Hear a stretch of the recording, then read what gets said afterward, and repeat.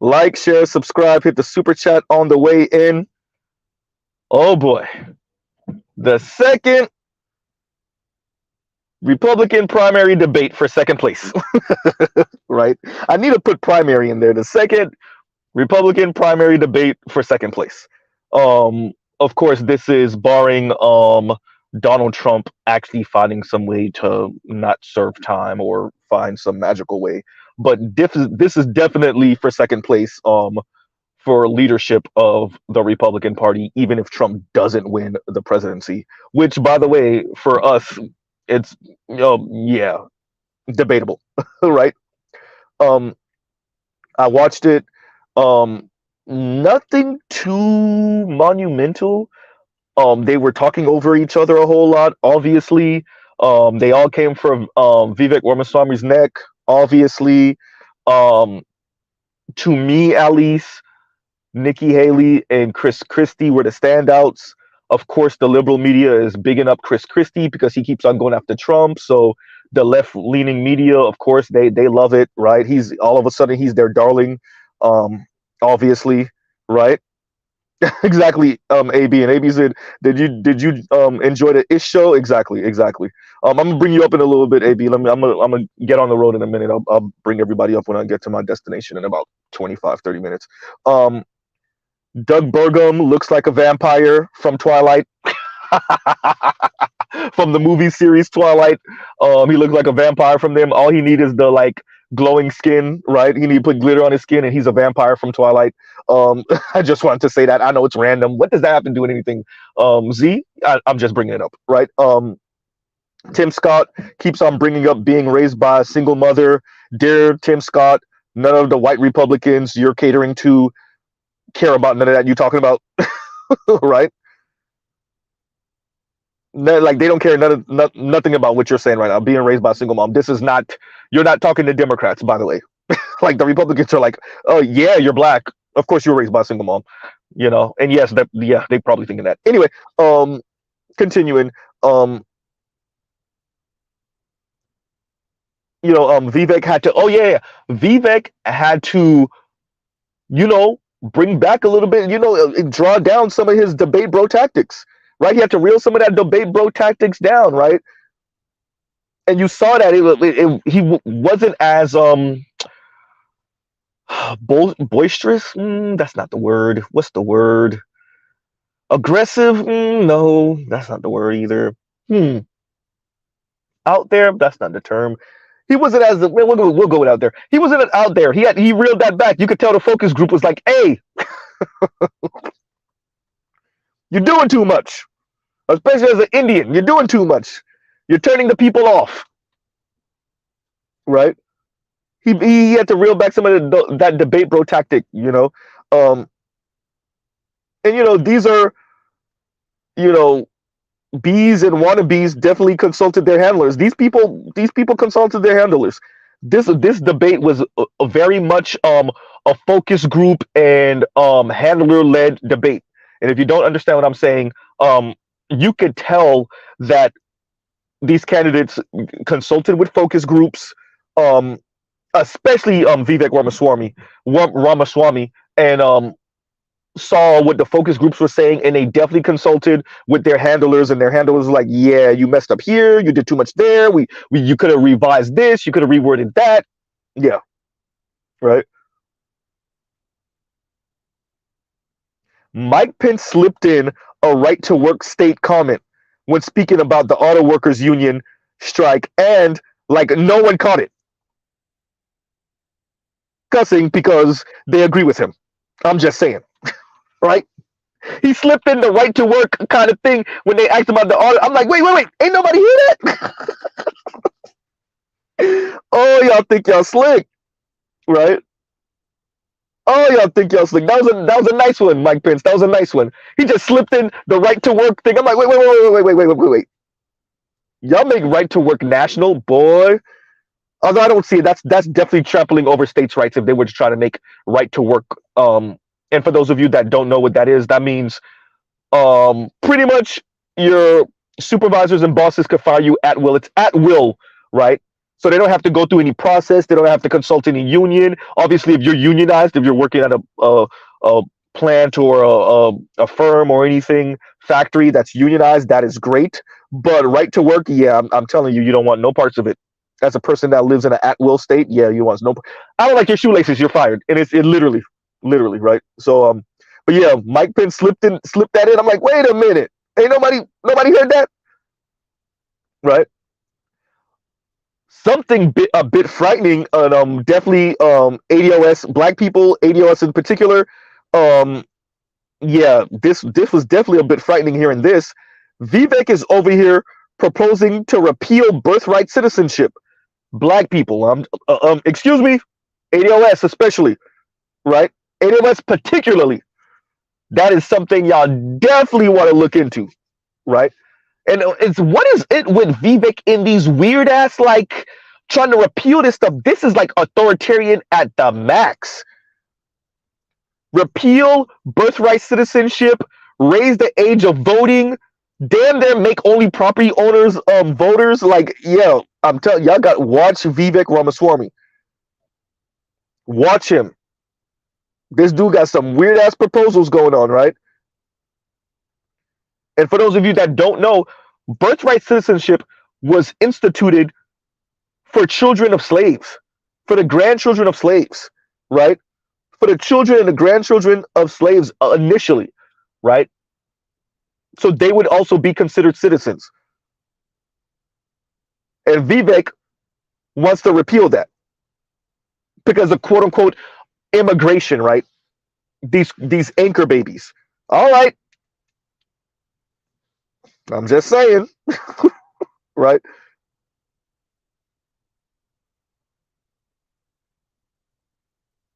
Oh, and oh boy, everybody's talking about it. I gotta say it too because it's so obvious and it looks like it hurts him.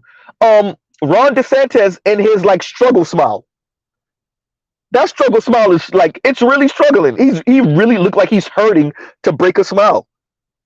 It looked like it pains him to break a smile.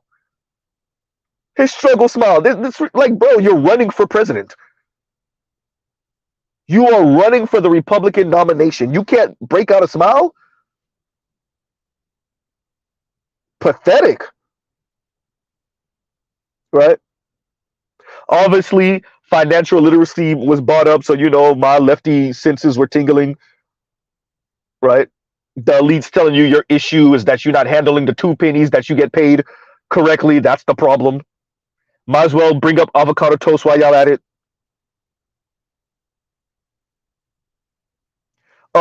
Nikki Haley speaking about needing to move, you know, all what was it, school programs from the federal government to the state. You mean kind of how they are now? I'm just saying, right? Like when she said that, I'm like, wait, what are you talking about, lady? Right? This debate, Chris Christie wasn't the only one calling Trump out. So that was, you know, it looked like the guys on the stage found their cojones, right? He wasn't the only one walking on eggshells, calling Trump out, right? I guess they said let's go for broke, seeing that Trump is gapping us by tens of percentage points, right? So it was interesting to see that finally Chris Christie saying we can't be afraid to innovate or to be the nation of innovation, and I agree with that. I agree with that. The you know the tech industry is definitely scaring some of us. Automation is definitely frightening, right? They took our jobs. I know, I get it, right? Took our jobs. For those of you that don't know, that's a South Park reference, right? Took our jobs. So yeah, so I get it. I get it, everyone. I get it. But I agree with Chris Christie on that. And yeah, and all of us can get touched, even some of us blue collar workers, right? White collar, blue collar, yeah. But I agree with Chris Christie. But there should be a way to integrate this with human labor. That way we don't X off like half the goddamn, you know, workforce. especially if you're not going to do universal basic income and have some type of, you know, 40, well, 32-hour work week or whatever it is that to kind of integrate this kind of automation and innovation that we're going through now with human labor and still be able to pay people something, right?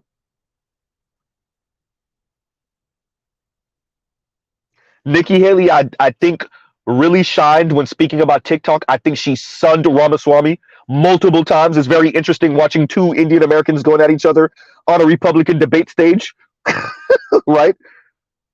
It's exactly Earth. Earth said germs. They took her germs, right?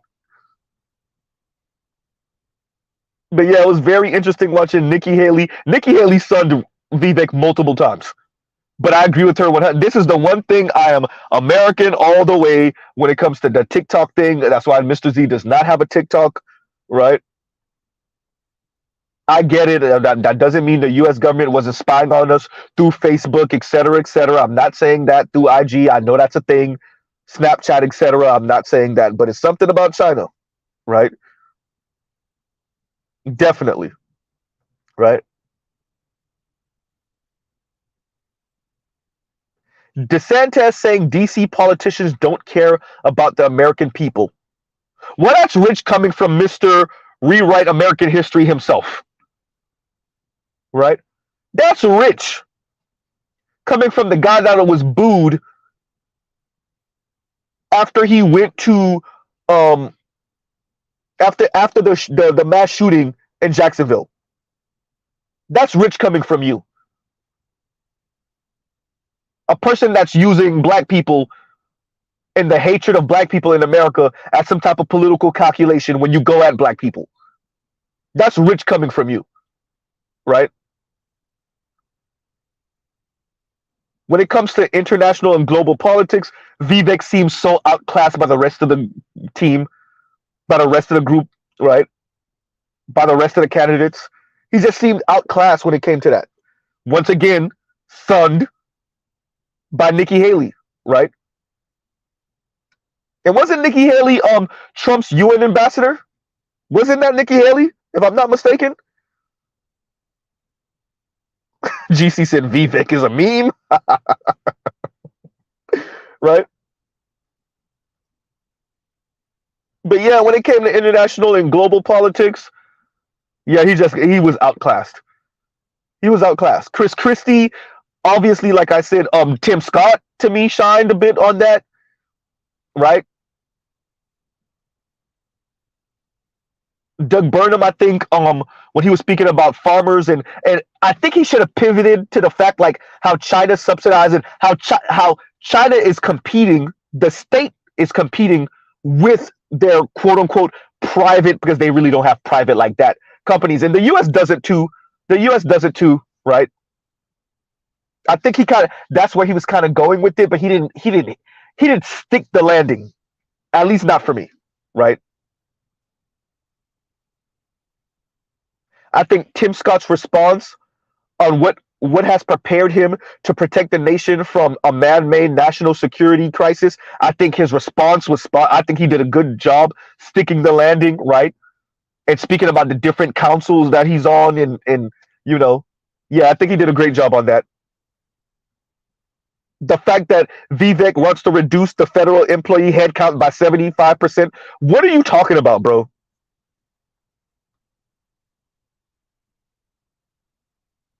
Right? What are you talking about? So that's what I got. I'm gonna continue to reiterate some stuff for the next couple minutes. But yeah, yawn. Other than that, they were talking over each other. I didn't really glean too much, right? And it debate. I think Vivek got sunned. I think he got outclassed. I think Nikki Haley shined. I think Chris Christie shined. I think Chris Christie's vendetta against Trump makes him really like and bought something else out of him, right? I think that it's okay that he has this issue with Trump because it brings to me the best out of him, you know. So yeah. So it was Normal stuff. Less interesting than the first one. They talked over each other entirely too much. Right? Meh. And I stand by what I said. Yeah, Doug Burnham looks like a goddamn vampire off of Twilight. Because he does. Right? What is he polling at? Like 0.5%? Right? Did he buy his way into that goddamn debate? Is that me? Right? Right? But you know, kind of uninteresting. And you know, and I see the governor of Arkansas is no longer there. What was he polling at? 0.1%? Right. So the people that stood, I definitely see Nikki Haley kind of staying around a little bit longer, right? I don't know if Vivek is going to be kind of one of these people that come onto the scene and then he kind of slowly fades into the shadows. Maybe, maybe not. That still remains to be seen. When he did do the whole you know I'm coming off, I may come off overly ambitious, and pretty much like, you could tell the focus group or whatever was, he definitely polled some people to see what they thought of his performance on the first debate, and he kind of like tried to reel that back and bring it into the conversation, right? I know I might come off overly ambitious and I come off as a know-it-all. Yeah. Yes, you do. Especially as an Indian descent to a bunch of like old, decrepit, like conservative white folks. Yeah. Yes, you do. Yes, you do, sir. The focus group was correct. Yes, it's a turn off for them. It's a turn off for everyone. Right?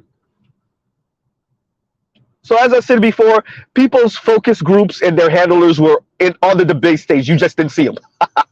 Right? Nothing really crazy about this. Like, I don't think we're missing much of. If you didn't watch it, you didn't miss much. Right? If you didn't watch it, you didn't miss much. It was for some of us like political wonks, like, but it was for us, right? For us to have a conversation about. But outside of that, meh. Right? You ain't missed nothing. Them talking over each other, right? Everybody dogpiling Vivek because he kind of stood out the first, and I'm not saying he stood out for positive reasons necessarily, but he stood out on the first Republican primary debate. But outside of that, he got sunned this time, and that some of that came with the fact that he did reel back his debate, bro, talking over people, and his one-liners, which his one-liners weren't bad the first debate, but outside of that, I didn't really miss much. You didn't really miss much. As I said, for me, Nikki Haley stood out. Chris Christie stood out. Chris Christie continuously finding a way to go at Trump, right? And the fact that other people said Trump should have been on this stage also. But why would he be on the stage when he's beating y'all by like 40 points? Right? Be on the stage for what? Excuse me, I'm the winner. Right? GCC. Well, Nimrata. Yeah, Nimrata is gapping him. Well, no, sorry. Wrong phrase, wrong person. Nimrata stood out. Trump is gapping them. That's what I wanted to say. Trump is gapping them, but Nimrata didn't do bad. Nikki Haley didn't do bad. She didn't do bad. She definitely stood out. Right? Detroit said, did you get the email? Yes. I haven't checked my email today. Right. I'll check it, Detroit. I'll check it. Right. Snowman said, how much fun did you have covering this?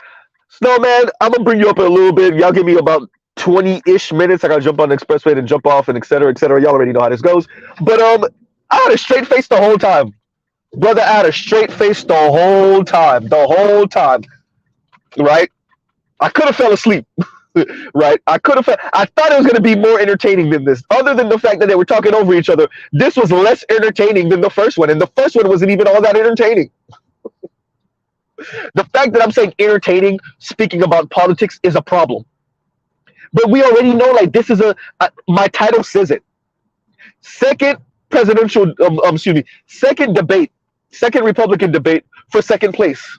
Like that, like Trump not being there and everybody knowing that he is completely eviscerating all of them, and he didn't have to be at the first or second debate, says everything. It says everything. This is real. Like, what is this? Like the. Do y'all understand how like sad this looks? It's almost as if Trump is still there, but like standing behind them and saying, "Yeah, y'all dance for me, fight for second place, fight for the vice presidency, and not you, Pence." I tried to get you murked, right? Train tracks, train tracks, train tracks, right? I tried to get you murked. I sent them after your ass, right? But that, like, this is Trump is gapping them by like what 40 points. But like, other than that, who came out presidential to me? I mean, I think the focus group told Tim Scott that he needed to like speak more, so he spoke more. But Tim, look, bro, you're part of the Republic. You're a black man that's part of the Republican Party as senator. Cool, you know, I'm not gonna defecate on you just because you're a brother that's on the right. But this whole being raised by a single mom thing, brother, you're not in the Democratic Party. They don't care. Being raised by a single mother, Negro, you forgot where you at. Wrong crew, wrong group, right? But yes, no, man, look, man, it was a complete yawn fest. Other than the fact that they were, talking over each other and everybody dogpiling Vivek, right? And watching as you could see them ticking, right? Watching as you could see them like, oh yeah, the focus group told me I can't do that no more, right? My handlers told me to stop doing that. Every time you watch DeSantis with his goddamn struggle smile, just think focus group, right? Think handlers. The handlers told me I need to stop with the straight face, right? The handlers told me I got to stop with the straight. I gotta put on a smile. I gotta seem more approachable. You don't, right? And did Mike Pence look a little sickly to y'all? Mike Pence, excuse me? Or was that just Z? Right? But I agree with Nikki Haley on TikTok. I'm sorry, y'all. Yeah. The American flag is waving behind me on that one. Yeah, I agree with Nikki Haley on TikTok. I do. 100%. Yeah. And she definitely sunned the hell out of Ramaswamy. Ramaswamy, goddamn. I'm going to just say Vivek. She sunned Vivek up there. Dear Vivek, by the way, if you're going to be a brown man, an Indian man in the Republican Party, running for president on top of that, you need to do the Bobby Jindal hair makeover. You're doing too much. That I don't know what type of weird fade hair thing you got going on, right? But you're not Anand Girgadas. Anand can do that because Anand is left-leaning. You can't do that, especially not in the right. Nah, stop it. Right? I don't know what you got going on with your hair, bro. You better call Bobby Jindal's hairstylist up. You got the money. You can do it. Right?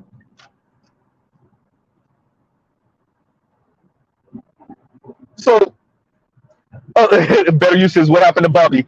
I'm sorry, Better, I can't highlight it right now, but yeah. Look, Bobby Jindal, who also had presidential aspirations, forgot that he was brown in the Republican Party. What you think? They used you for what they could use you for. You were governor of Louisiana, and then they sent you packing. Thank you. Services, your services were great, and yeah, get on somewhere. Vacate. Y'all know how this goes. Stop it, bro. Let's stop. Let's stop. right? I'm not saying the Democrats are, peaches and cream. Mr. Z is not even doing that tonight. We're not doing that. But let's stop. I don't know what Bobby Jindal thought was gonna happen, but yeah, nah, bro, nah, right? They use you for, and then yeah, that's it. And better you exactly what did happen to Bobby? Excuse me, tongue tied on my own words. Exactly what did happen to Bobby Jindal? You're right. Exactly. Anybody from Louisiana? What happened to Bobby Jindal? Boy, missing like they kidnapped him, right? That boy missing like like he got kidnapped, right? Exactly. Y'all go call who's in Louisiana? Jason Black is in Louisiana, right? Jason, what happened? What happened to Bobby Jindal, right? Right. What's the Creole brother that be up here every once in a while, right? I forgot his name. He's part of the Black Man's Fair. He frequented these spaces. I forgot the brother's name. Light skinned Creole brother. Ask him what happened to Bobby Jindal. But yeah, Snowman. It was Yon, AB Yon. Look, I watched it. Y'all know I'm into this stuff. I didn't hear much policy, but the debate is not really for policy. That's not really what it really is. It's for charisma and who can stand out and who can get their one-liners in, right? And like I said, to me, Chris Christie and Nikki Haley. I think Tim Scott didn't do bad, but he wasn't particularly a standout, right? I like his answer once again about not being part of the executive. What would he do, for about a national crisis, a man-made national crisis? I think he did great on that, but outside of that, yawn, right? Yeah. So yeah. So you stayed in this lane so I can get behind you so you can get in the other lane. Okay, okay, all right, all right, all right. I ain't gonna, you know what? Yeah. I'm sorry, y'all. driving. Right? AB said, where's Bobby? Right? At least we knew where Bobby Smurder was. Where's Bobby Jindal? Right? And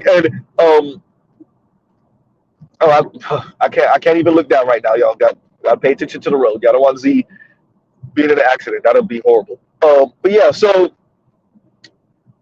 this debate, pretty uneventful. The fact that Trump wasn't there, once again, pretty uneventful. Like I said, they're debating for second place. Yawn Fest, 1,000. Not much policies, expressed here, but you don't watch this for every once in a while somebody will get through on a policy, right, in these type of debates, but not this one. I like seeing, to be honest, Vivek get sunned.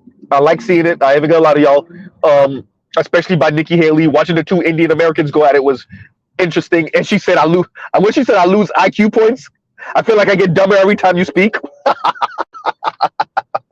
Well, damn, right? Watching Tim Scott and Vivek go at it, that was interesting, right?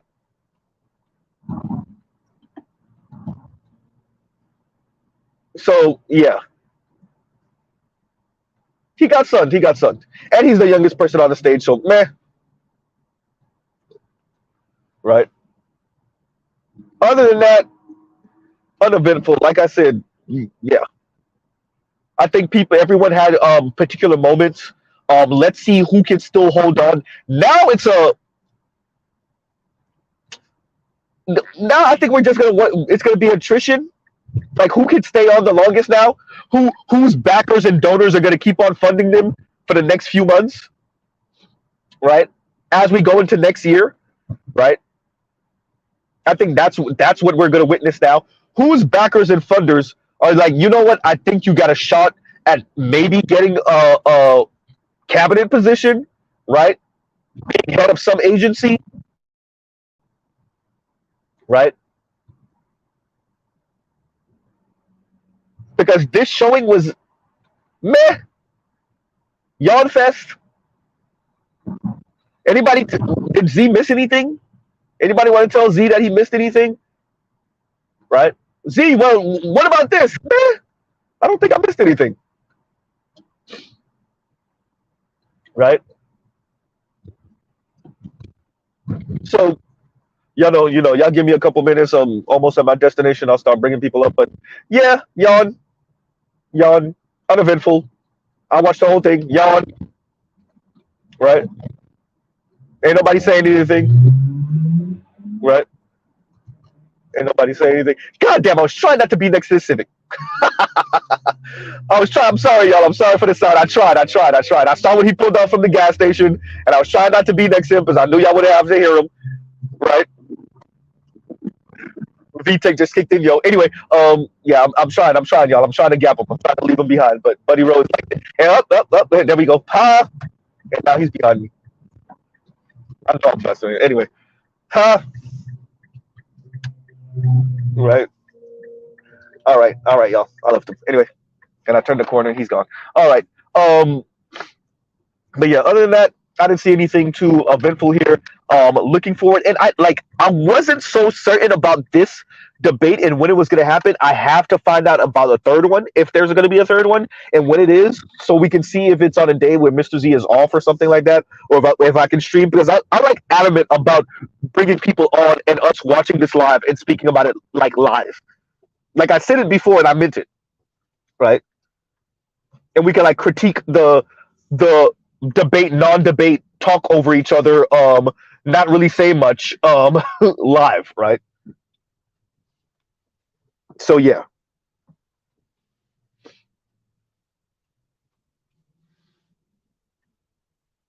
Let me see what some of you guys' comments are. Tips and tricks is the Republican Party will never elect a black or brown person for president. You know what? I don't know. I can't say that. I don't know. Right? I mean, rumor in the rumor mill was that Colin Powell was it. And Colin Powell was like, yeah, nah, nope, they will never. But that was like 2 decades ago, right? But right now, I would tend to agree with you, but I don't know, right? To prove that they're not as racist as they actually are, and mind you, this is not saying the Democrats aren't. I just think the Democrats have a better process at bringing people of color in, especially if they adhere to the ethos, right? If they adhere to the ethos, bringing people of color in and allowing them to rise to presidency. Obviously, Barack Obama, right? To rise to vice president. And understand, Kamala is where she is, many respects, as BGS said, because, she has somebody backing her of note. But also because black women put that pressure on, right? Black women put that pressure on. That part too. So, is there pressure for an Indian American, president coming from the Asian community, coming from the Indian community? I don't know. I don't think so. Right? Not from where I'm sitting. Right? So will we have the Bobby Jindals and the Nikki Haley's and the Vivek Ramaswamy's? Yeah. But as president? Ugh. I don't see it. Is it possible? Definitely. In the next decade or so? I don't know. Right?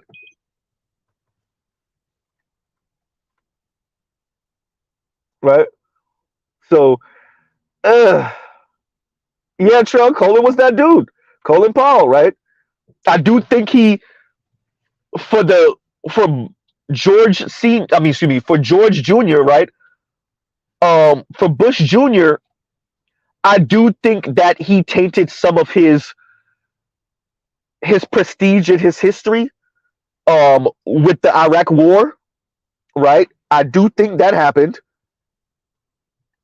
So we got to be honest about that. But, rest in peace to Colin Powell. Outside of that, and KMS says, thank you, brother. Thank you. And he says, I'll keep it highlighted. And he says, and y'all like, share, subscribe, hit the super chat. And KMS says, to the Turbo Fund, support your interest. Thank you, brother. Thank you. Thank you.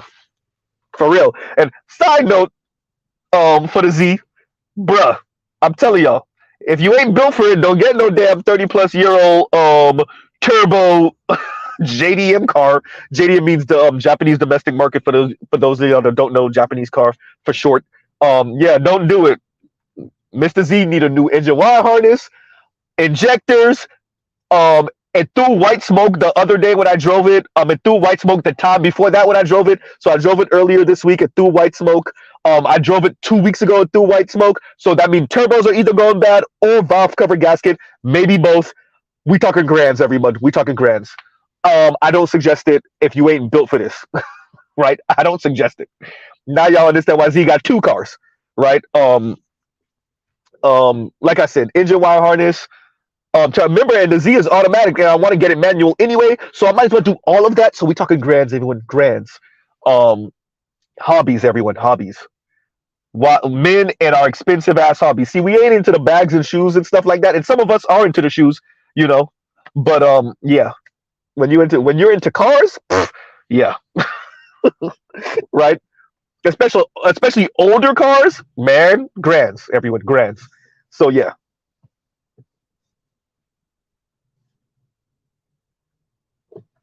So yeah, and it doesn't throw white smoke all the time. It's just like occasionally, and I'm like, please, please, please. For all of us car guys, you already know when you cross your fingers, knocking on wood, please, please, please. Because boy, if that motor go 4 grand. But thank you, KMS, thank you. Right, thank you. Um, Back to the topic at hand. Talking about white smoke. Poof. The Arkansas governor. Poof. Did anybody even notice that he wasn't on the debate stage? I wonder what he was polling at. I'm gonna look it up. I'm gonna look up what the Arkansas governor. I don't even remember his name. Right? I don't even remember his name. That's sad. Right? AB said, "Get the new Forza. You'll be alright." Right? So the Z is definitely gonna become more of a local joker. I'm gonna drive it more close to home, just in case I gotta get it towed. It's not gonna be from a zillion miles away, right? So that part, yeah, that part, definitely that part. Let's see here. Y'all give me 1 second. How we doing this? Wait a minute, yo. Wait a minute. Okay. And link is up. And there we go. Link is up. There y'all go. Right? Yeah. Okay. Thank you. Thank you. Wait a minute. There we go. Hutchinson. That's Mr. Arkansas. Thank you, Trell. Yawn. Ah, right. AB, what's going on, AB? Hey, what's going on, Z? AB, what the hell you got me watching, bro? Well, I asked you, did you enjoy the shit show? Man, yawn fest, talking over each other. But other than that, quite frankly, the talking over each other was like the most interesting part. But no, seriously though, the fact that I'm getting a background noise. Oh, my bad. Let me see. Is it me? Yeah, it's me. It's definitely me if you said background noise. Maybe it's rubbing against my shirt, my headphones. Let's see. Or the AC, I'm where I'm positioned. And Okay. Oh, any that's better fine. now? Yeah, Any but better now? anyway, the Okay. the fact that we'll just work for it. The fact that Stuart Varney was one of the Mhm. moderators, that says all you need to know about the debate. That's a neoliberal kiss ass. I can't stand him. I can't stand that You got motherfucker. inform me. Let me know. He's he has a British accent, Hmm. Oh, you and know what? Yeah, yeah, yeah, yeah, yeah, yeah, yeah, yeah, yeah, yeah. Yep. Yeah. Isn't Buddy Rowe on Fox? yeah. Yeah. Yeah. Once you said the when you said the name, it kind of reminded me of who I thought it was, and then once you said British, I'm like, oh yeah, I know exactly who you're talking about. But Yeah, yeah. that real smug, that smug He neoliberal always came off bullshit, like that to me. He always came off like that to me. Yep. that smug neoliberal bullshit. Like you asshole, you like go back to England and fuck with The somebody else. pompous shit, you mean? The pompous fucking Yeah, the pompous asshole shit. yeah. Middle-aged, old, pompous British a-hole bullshit. Yeah, that's always the vibe he gave me when I used to watch. For all of you that don't know, I would rather Mr. watch Z. Wilson Doodle. Yeah, well, yeah, because he comes off more centrist. Even though we Yeah, know he's right leaning, he definitely comes off more centrist. But Mr. Z used to, and I got to get back into this. Um, I used to wake up to Fox News in college. oh, I wow. used to set my timer on my TV, for me to get up to go to school, for me to get up to go to work, and I would set the timer to be on my TV, and I would put the volume up, and then turn off the TV, right? And I would wake up to Fox News loud. Oh Lord. Oh yeah. Mr. That way Z, I know I'm up, so that I can wake up and my dander be up because y'all know I'm left leaning, so I'm waking up to Fox News and the TV's loud. Oh yeah. So you be triggered when you wake up. Yep. Okay, I get it. My, I just have my coworkers used to be real quick, Snowman. My coworkers used to be like, Z, what? You always on 100? It's 7 o'clock in the morning. I just Go ahead, Snowman. I'm What's just going on, Snowman? I'm just reminded of a sequence from Full Metal Jacket, and I can Hmm. totally see you saying this with what you covered today. Mhm. Holy Jesus. What is that? What the fuck is that? Pretty much. Because that's the exact sequence that came to mind when AB put me up on that when I Look, man. joined him the other night. Oh, you know what? Since I'm in a soundbite mood, Oh, here we go. you Hey, know that's by why I'm the here. by the way, Snowman, Yes. AB and BGS have got me back on my political shit, so I am definitely gonna be covering more political content. Good. Everybody around the political spectrum is welcome. Hood conservative, you welcome. Anybody that want to Mike V, everybody, we definitely gonna get, especially as we ramp up during this election. Oh yeah, we with the shits on Z's channel. Oh yeah. Oh, don't worry. The device just be there when you're done. I'm just Oh saying. yeah, right, exactly. We'll get back to the bullshit with the divestors and the swirlers later. Z, that's it in Go front ahead. row. Yeah, AB. I mean, yeah, I'm Snowman. Yeah, definitely. Yeah. And I need to get up on my Snowman shit with the drops. I need to get up for real. Listen, I am not the most political person around, Hmm. but I do pay attention when it's time. And allow me, and Z, you're gonna love me for this. Jody gave me a suggestion of a soundbite I should use from legendary Vikings voice Paul Allen. Mhm. It's a simple 4-word question, and it says, Are you kidding me? Yeah. Hey, that was Nikki Haley when Vivek was speaking about Ukraine. Yep.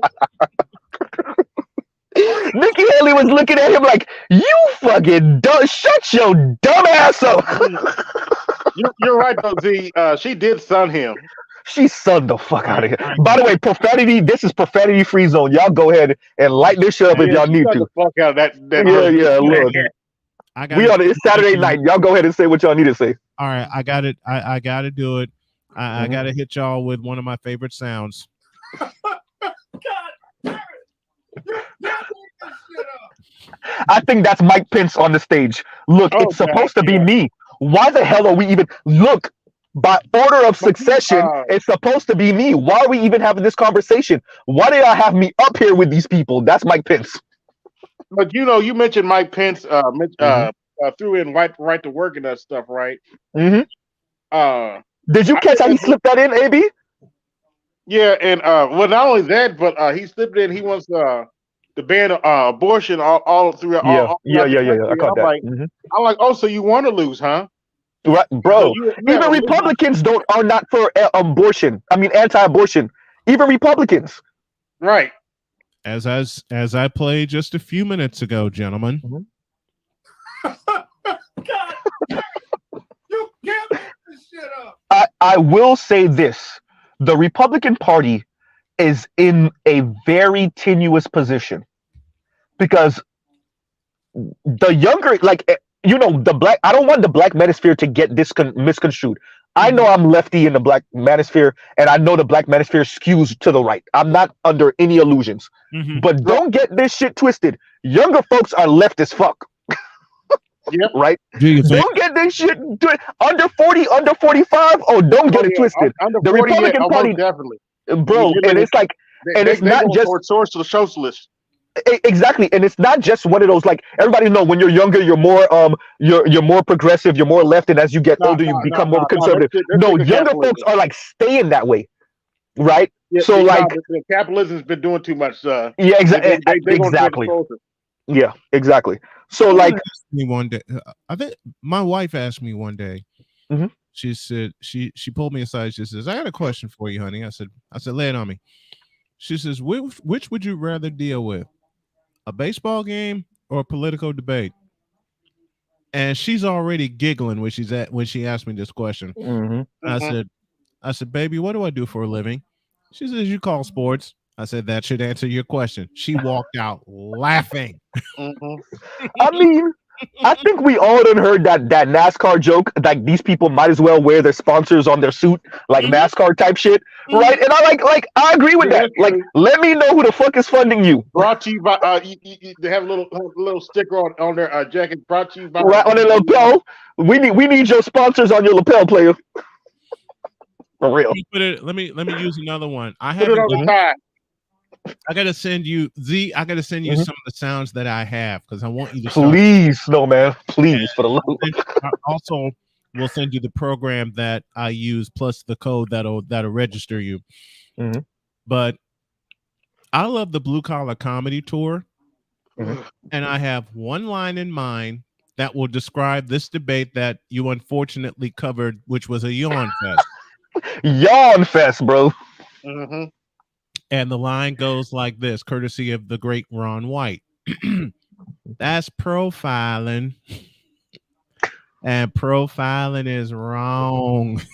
Look, man, look. I like I said. I think there were high. I think to me the standouts: Nikki Haley, Chris Christie. I did like how Tim Scott answered the question about him not being part of the executive and how he would handle man-made crisis. I think that was great. I think Chris Christie. Chris Christie and his rage at Trump, right? I think he. It's almost like his Hulk juice, right? Like it's like Hulk, like anything. Goddamn Trump, right? Like he got Trump Tourette's. But but other than that, I mean, Doug Burnham, man, I told you, I like his response.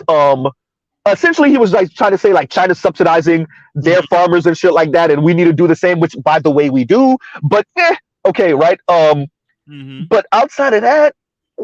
Yawn fest, bro. Yawn fest. Yawn fest. Mr. Z, It was crazy. Yeah. I caught the highlights, Yeah. and from what I saw, the only parts of interest was kind of some of the back and forth, and even that was crazy as shit. Yeah. Because there was one part where I'm looking, I'm like, God damn, South Carolina, we taking L's. I'm like, Tim Scott, did you just ask this chick, did she get back the goddamn drapes from the Obama administration? What the fuck Did are you you send the talking about? drapes back? Did you send the drapes back? Did you send them back? Yeah, that's petty. That's petty. Better you. Did you say highlights? So what? Did you Did say you say highlights? Yeah. You mean lowlights, don't you? Hey, He mean low lifes, actually. So now they're down to 7 people. So at least that's good. Yeah, man, look, man, Doug Burnham is gone. I'm telling y'all, I don't see him being in part unless his paymasters are that good, or is he funding that himself or somehow? But I don't see Doug, bro. You like You're the least notable person. You don't get much talk time. I mean, and you look like a vampire from Twilight. I'm just saying. So other than that, I think Doug Burnham. But then I think that's when it becomes a real. Now we really gonna see what's going on after Doug Burnham drops out inevitably. And you have Unless nothing, and on top of that, you have nothing to talk about. bro, really, I mean, you're in the Dakotas, bro. I don't see, dear, the Dakotas. We almost forget y'all exist, like unless somebody like Doug Burnham pops up. Dear Dakotas, y'all are like the two least notable states in the 48, the lower 48. Like who? I'm Yeah, sorry. I actually was in I'm North joking, Dakota but one I'm time. not joking. I'm joking, but I'm not joking. I actually Go had to what? go up to Anyway, North Dakota for military work, for military duty for a few little bit. It was yeah. very But interesting state. Kempsey, did you even know they existed before that? I'm joking, but Uh, I'm not joking. well, I know about it in the sense of Pierre, what is it? Pierre, North Dakota, and Bismarck, South Dakota. Hmm. And honestly, I get the two capitals confused. You see. You know what? I made trips through North and South Dakota, Mhm. but until 2012, I've never made a trip to South Dakota. Yeah, Yeah. unless you work for NORAD or the Air Force, you probably won't. This Thank you. Yeah. this is how this is the only time. 2012 was the only time I made a trip to South Dakota because I had to cover a game there with Trinity International. It was a Okay. battle of Trinity International colleges. Mine from Deerfield, Illinois, and one up in Trinity Christian, I should say, up in South Dakota. I was already sicker than a dog. All right, 'cause So before I had to honestly, do, what every black man should do is just write in Coach Prime for president, because I know Hey, Coach Prime. Yeah, we'll talk He's about gonna, that later. But he's gonna come. go ahead. that's late. You can say That's he's all later. flash, but he's gonna come with some substance. look, Here's- Shout out- while you bullshitting, Here's what happened with that trip to South Dakota. Like I said, I was already sick because I had to do a volleyball match the night before, and I got no sleep because I had to race from Michigan City, Indiana to Deerfield, Illinois. I got no sleep until I got on the bus. I get on the bus. We make a pit stop in Minnesota.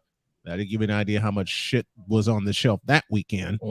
We had to make a pit stop in Minnesota to eat, and we finally get to South Dakota, and I wanted to stay on the bus, but I couldn't because I had to go see this team do their walkthrough, and it was burning up. it was burning hot up. in the Dakotas. It was 91 fucking degrees Was that the summer? In Dakotas. in August of 2012. Okay, yeah, in South August. Dakota. Okay, Okay. Okay, that makes sense. Yeah. in South Dakota, and my coach saw me when we all filed off the bus. Everybody was getting their room assignments. My coach saw me, ran to the desk, made a different reservation for me, came back to me, handed me my room key and my itinerary, and he said, "You go upstairs and you pass out right now because we need you at full strength." I went upstairs and I passed out. Next day, I still couldn't function because You ain't missed much. there was no air conditioning in the booth whatsoever. And there were no outlets in the booth either. I had to do that game by phone and headphones. When was this thing built? I don't know. And at this point in time, since I'm past the TIU joint, I don't care. Okay. I really, BGS, you want a knuckleball that went right through the wickets? That trip right there to South Dakota.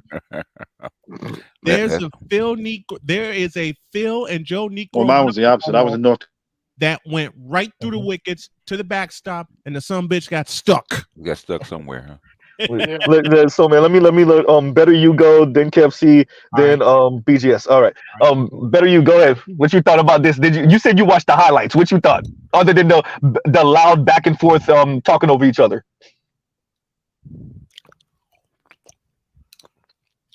Better you.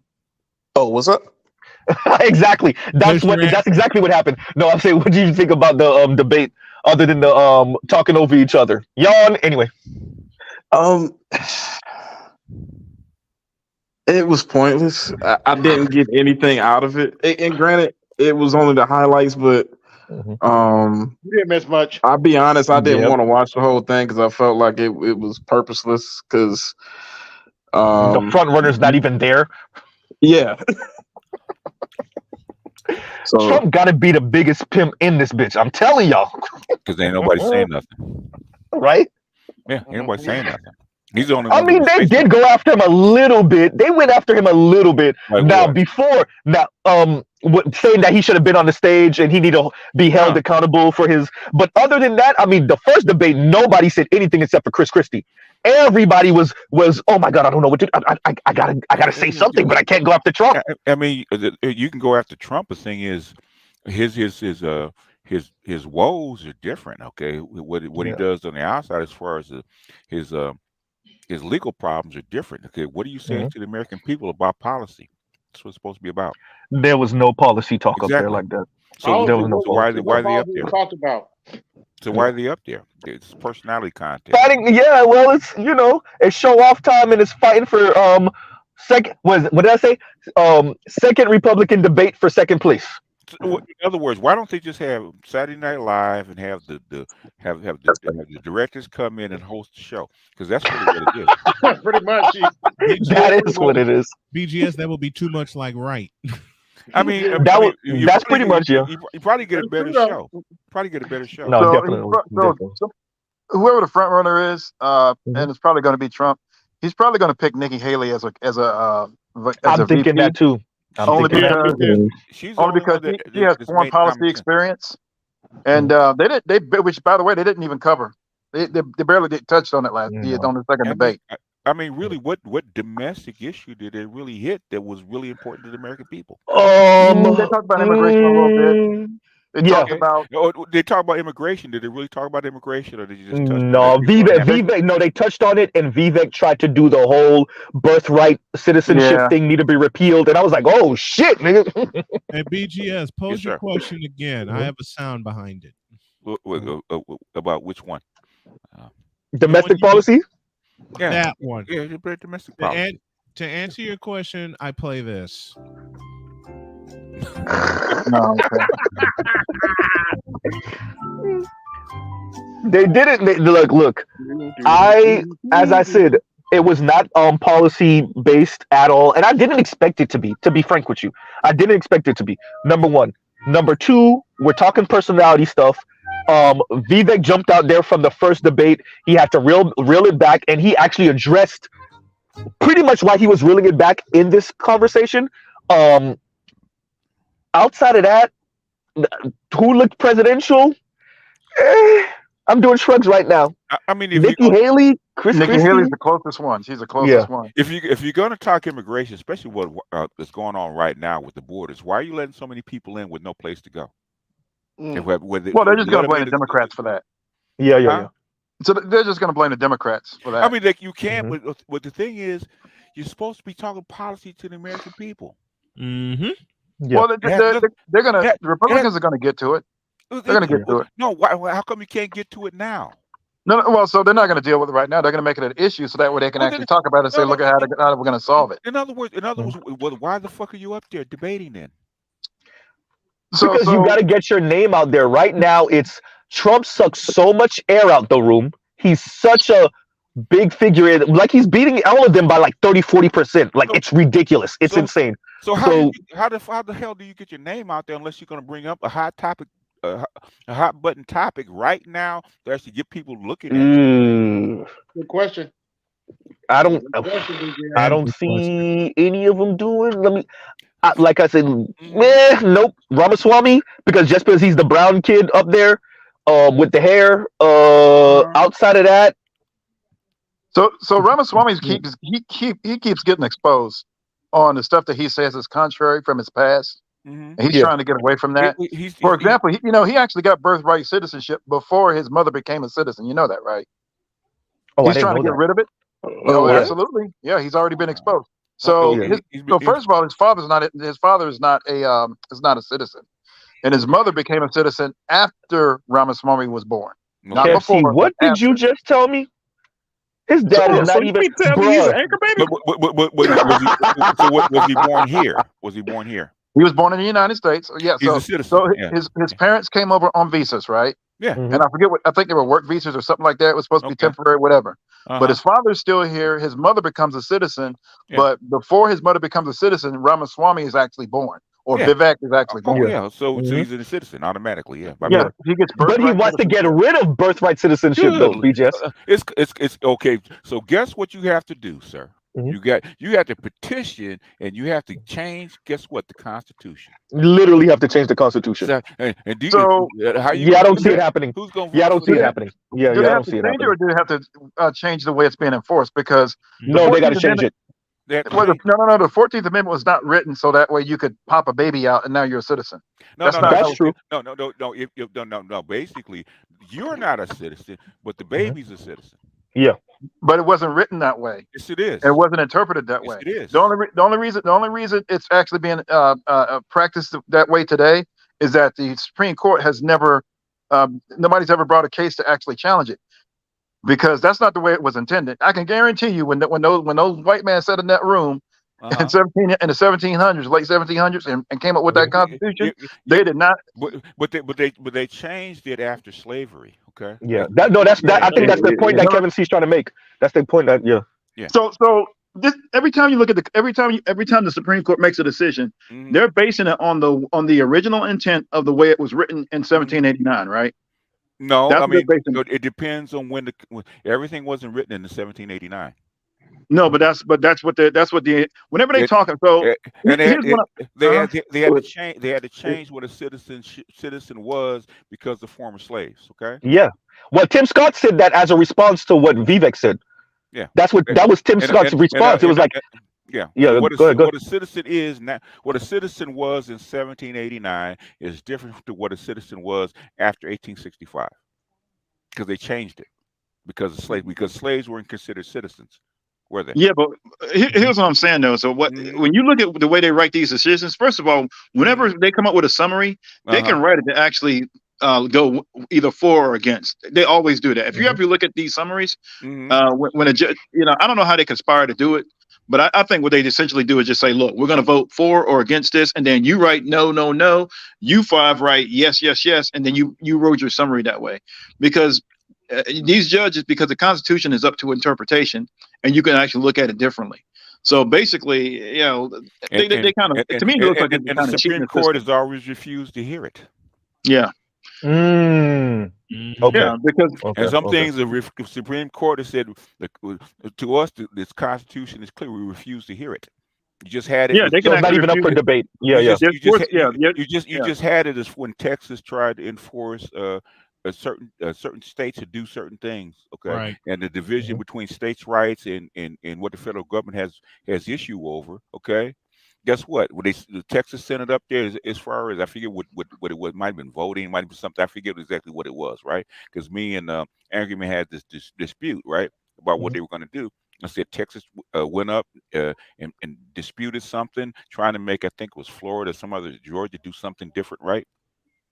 And guess what the Supreme Court says? According to the Constitution, we refuse to hear it. Yeah, well. But they can always reference the 10th Amendment, which is states' rights, and say, "Look, we can run our state the way we want." In other words, basically, that's what they reference. Where it says the Constitution, we refuse to hear it. Yeah, exactly. If it doesn't violate the federal Constitution, if it's not explicitly written or stated in there anywhere, then however states run their business is how they run their business. Yes, and no, that's the whole point all my Texans. And the same thing with citizenship rights and who's a citizen, right? They refuse to hear it. Yeah, because then they got to change it at the federal level. But all I know is that that's not the way. The 14th Amendment was not written that way, so that way you could pop out a baby and now you're a citizen. They would have to. No, you can't pop out a baby and the person is a citizen. The baby is a citizen by birthright. Yeah. By being born in the United States, they changed that. Okay. And but I'm just saying that wasn't the original intent of the 14th Amendment, though, or that portion of that section of the 14th Amendment. Right?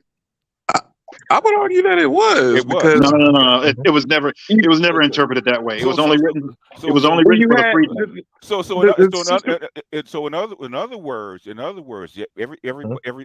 In other words, everybody born in the United States would have to prove that they're a citizen. Well, okay, so if and the Native Americans just walked in the room. Go ahead. If the mother was a citizen before, if any of the parents were citizens, then it's not an issue. But neither one. But Vivek Ramaswamy, neither one of his parents were citizens when he was born. But it's not explicitly said in what in the Constitution is. True. True. No, it doesn't. No, it doesn't exactly. say. No. So it's basically loose, very, very loose and liberal enforcement of that portion. It's been accepted for 150 years that if you're born here, you're a citizen here. Okay. Yeah. How you gonna overturn that? But I mean, I know what Kepsi's saying, and we know like this was made for the descendants of slaves so that they couldn't have their citizenship repealed. Absolutely correct. Yes. But and by the way, and that didn't even cover at that time they called them Indians, right? That didn't even cover Native Americans. They didn't get their citizenship until the 1920s, by the way. Because they were considered a what? Separate nation. Yeah, that's right. Separate sovereign nation. And many of them were still technically at war with the U.S. government. Yeah, and we can just read it, right? Even now, basically, the Native Americans are considered a separate nation. Okay. Yeah. So the Constitution had to make allowances for them to become citizens because they're not members of this nation, quote unquote. Let me ask everybody something real quick. Anybody ever heard of Fat Sonny Records? Do we have Fat Sonny Records? Sonny or Sonny? I don't think Sonny. So. Okay, no. Because he just hey, bro. You have to put something in that super chat. I'm gonna use Roger's rule. Have to put right. Exactly. That's Roger's rule. That's if I'm gonna risk losing my channel, you're gonna have to put something on that super chat. It better be big too. Pause. Yeah. So one thing really quick. So I just pulled up the 14th Amendment. And Section 1 states all persons born or naturalized in the United States and subject to the jurisdiction thereof are citizens of the United States and of the state wherein they reside. No state shall make or enforce any law which shall abridge the privileges or immunities of citizens of the United States, nor shall any state deprive any person of life, liberty, or property without due process of law, nor deny any person within its jurisdiction the equal protection of the law. I think that's pretty clear. Yeah. If you were born here, you're here. It comes to black people. Yeah. Y'all know that, right? All that's great and wonderful until it comes to black folks. No, even with black folks, you might be a different class, but things guess what? That's what the civil rights was actually based on. Okay. But so, but Kev C, what does it say in the first line, man? So all persons what?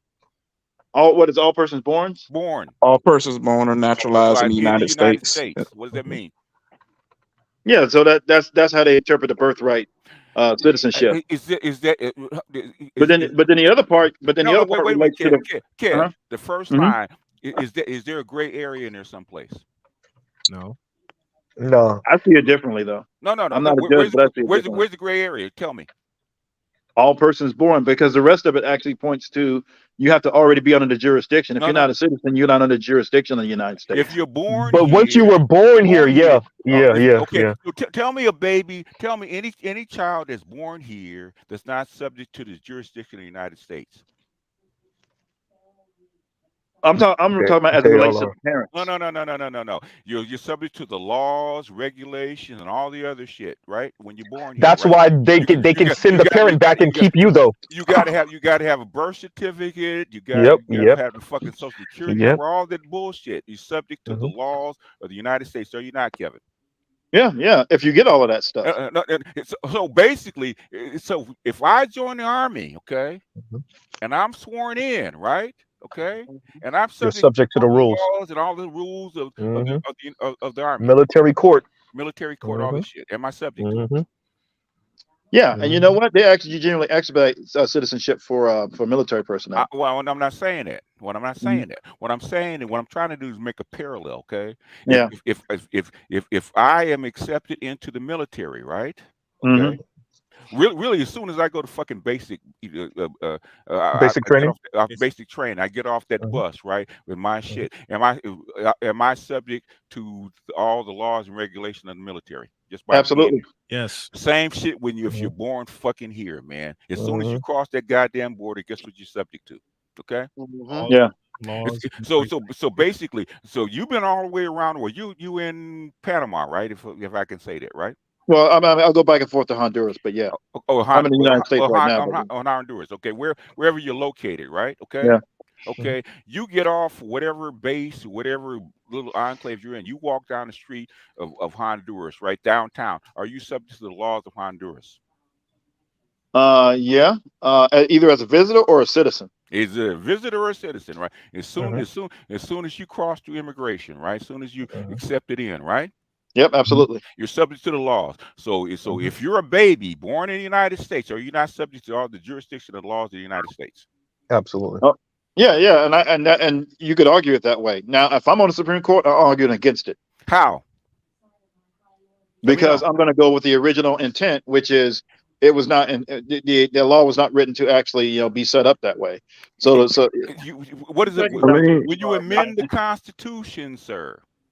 What are you doing? You don't need to. You can. I mean, I probably wouldn't win against it. I mean, if I had it, so you say I had a 5-4 decision, I'm probably going to be on the losing side. But my decision would be in dissent. You know what the Supreme Court would say? If you don't like it, guess what you got to do? Yeah, you got to deal with it, or you can resign. Yeah. No. You have to change the Constitution. Were women allowed to vote in 1789? No. Okay. They didn't get a vote till the 1900s, 19th Amendment. The 1920. So they had to do what to the Constitution, sir? Amend the Constitution. Amend the Constitution, sir. Guess what the 14th Amendment did? Okay, it doesn't matter what the fuck okay, we cussing, right? Yeah. I don't give a hot fuck what the founding fathers started right to vote. Okay, I don't give a hot fuck, right? Okay, once you fucking amend the reason, what did the founding fathers say about the Constitution? It was a living document, right? That can be changed according to the conditions of the nation, right? Right. So if you don't like something, okay, and that's what they're going to tell you. That's what the Supreme Court is going to tell you. They're going to read the first line. You don't like that shit? Go change the Constitution. That's what they're going to tell you. Yeah. It's not going to get changed because both the Republicans and the Democrats benefit. The problem with the Democrats is they're letting in too many people all at once. The Republicans don't mind letting in people who are undocumented. They don't care about that because they use them and they benefit. Shit. That's it. Bullshit. They both let them in. That's bullshit. Oh, that's what he's saying. That's what Kev C is saying. He's saying that. The difference is that the Democrats are letting everybody in all at once. That's the difference. The Republicans actually want to control it. Why you say, look, really? Okay. And what the Republicans really want is what Bush and the United Nations really want. They don't want the adults. They want the children. But guess what? If you have if you just had 1 million people die over COVID, right? Okay, you have 100,000 white boys dying every year. Young white boys, working age white boys die because of what? Fentanyl, right? Shout out to the Midwest. Go ahead. How you gonna replace these people, especially white people? Yeah. Because guess what they didn't do? Okay, and the shout out to Mr. Z. Did they let all them fucking Haitians in? No. They send niggas was rounding this up. You see them ship Haitians to Chicago, New York. Hell no. The Haitians were too black. They had too much. They had too much melanin. Too much melanin. Y'all got to peep game, man. That's what That's why I hate about this. Yeah. Y'all got to peep game. You're right. I'm not saying so. Both of them don't want to. Neither party wants to fix it. It's just the Democrats are just letting everybody in all at once and creating this. Creating a problem, and the Republicans want to actually they don't want to fix it either because they want to use them for what do you call it? They want to exploit their labor. I wish I had $1 billion, KFC, because I would say you KFC, you go challenge this 14th Amendment to the Supreme Court. See how far you get. I say here's $10 million. I don't think they would even take it up. Yeah, they probably wouldn't even. They probably wouldn't even listen to it. They can't take it up. Okay, they can't take it up. Yeah, because it's explicit. Yeah. It's very explicit. So as soon, I know because this has come up before. Because if you're in the Black conscious community and you study Black studies, 14th Amendment will come up, right? It's very explicit about when they change this shit. Okay, the only way to actually for Ramaswamy to actually, I think that's his name, right? Ramaswamy. Yeah, Ramaswamy. Yeah. He knows that shit can't be changed. He's trying to get attention. Yeah, I mean, it would take Yeah, oh yeah, 2/3 he's been saying the yeah. most incendiary things. Remember, that's not the first time he's proposed. He proposed um either going to the military for you to be able to vote, either going to the military, I think, or he said something like, or you raising the age to 25, or being a property owner. Like Buddy Rose been saying all type of crazy Yeah. stuff. He's just been shooting everywhere. Yeah, and I agree with BGS. It's for the attention. It's for the attention. Which go back to I forget what Mhm. amendment it was when they had it, when they gave when they actually gave what is it, universal suffrage to men. Yeah, to the women. Yeah. No, to the men in the 1840s. Okay. Oh, okay. For non-land owning. 1850 non-land Yeah, owning. Blah blah blah yeah, blah blah. Right. yeah. Okay. Are you talking about the black men? To all men. No, No, go back and No, look to at men, all to just the men all in general. men. Yeah. Okay, yeah, that predates the 15th Amendment, but that was specifically white men landowners. Yeah, and black men don't get the right. Black men don't get suffrage until the 15th Amendment, but then you get laws that actually prohibit you from exercising that right. Well, That's the states had to find other ways around it because states are in Yeah, charge of voting. poll taxes, Because literacy tests, because grandfather clauses, all of that all stuff. that kind of shit. Yeah, because you have the right to vote, but they can actually make it harder for you to actually exercise your right to vote. That's Which was eventually found unconstitutional. in the 1965. Well, it was, but the thing is, it didn't have any force of action until 1965 with the Voting Rights Act. Okay. Did you guys know that black people do not have permanent voting rights? The Voting Rights Act has to actually be Yeah, updated. yep. And no, in other words, what they're I was saying. arguing with somebody about that till I read it. What they're saying, what the Voting Rights Act did was get federal enforcement to allow black people to actually exercise their right to vote without interference. Okay. Yeah. They can't. The reason they cannot take away your right to vote. But the thing is, the federal government don't have to step in and enforce your right to vote. BGS and KFC, real quick. This is what a debate really looks like. This is what it should have been. I'm just saying. Go ahead, y'all. Yeah, but what I'm saying is Robert Swami. People keep, that's why you pull it up. Okay, that's why you pull up the goddamn transcript and see what the law actually says. Shout out to Better You. You can interpret it anyway. No, you can't fucking interpret it the way you want. The first line says you can't. That's not interpreted. There's no way you can interpret that shit. Well, that's not what the founding fathers meant. Leon, get in where you could fit in. I don't give a shit what the founding fathers intended. Here's what I'm telling you, BGS. The people that amended the Constitution, you have to understand what they meant. But that's explicit. You can't get around that. Okay, but check this out, BGS. Have you ever look at any decision at the Supreme Court level, right? Any decision that they came up with, and whether it's 5-4 or 6-3 or 7-2 or whatever, look at the people who affirm it and look at the people who are in dissent. Okay. And you could and technically, and when you look at what it is they're speaking about and the point of reference that they're using, whether it's let's just say it's the 14th Amendment, generally, you could look at it and the way that they write that, either the dissent or affirming opinion. Yeah. You could literally go either way with it, is what I'm saying. No, what I'm saying, Kev, on parts like this, and that's why I pointed out the shit about the separation of states' rights versus federal rights, right? Okay. So I pointed that shit out. Guess what? That's what the fuck they did. Okay. We refuse to hear it. Yeah.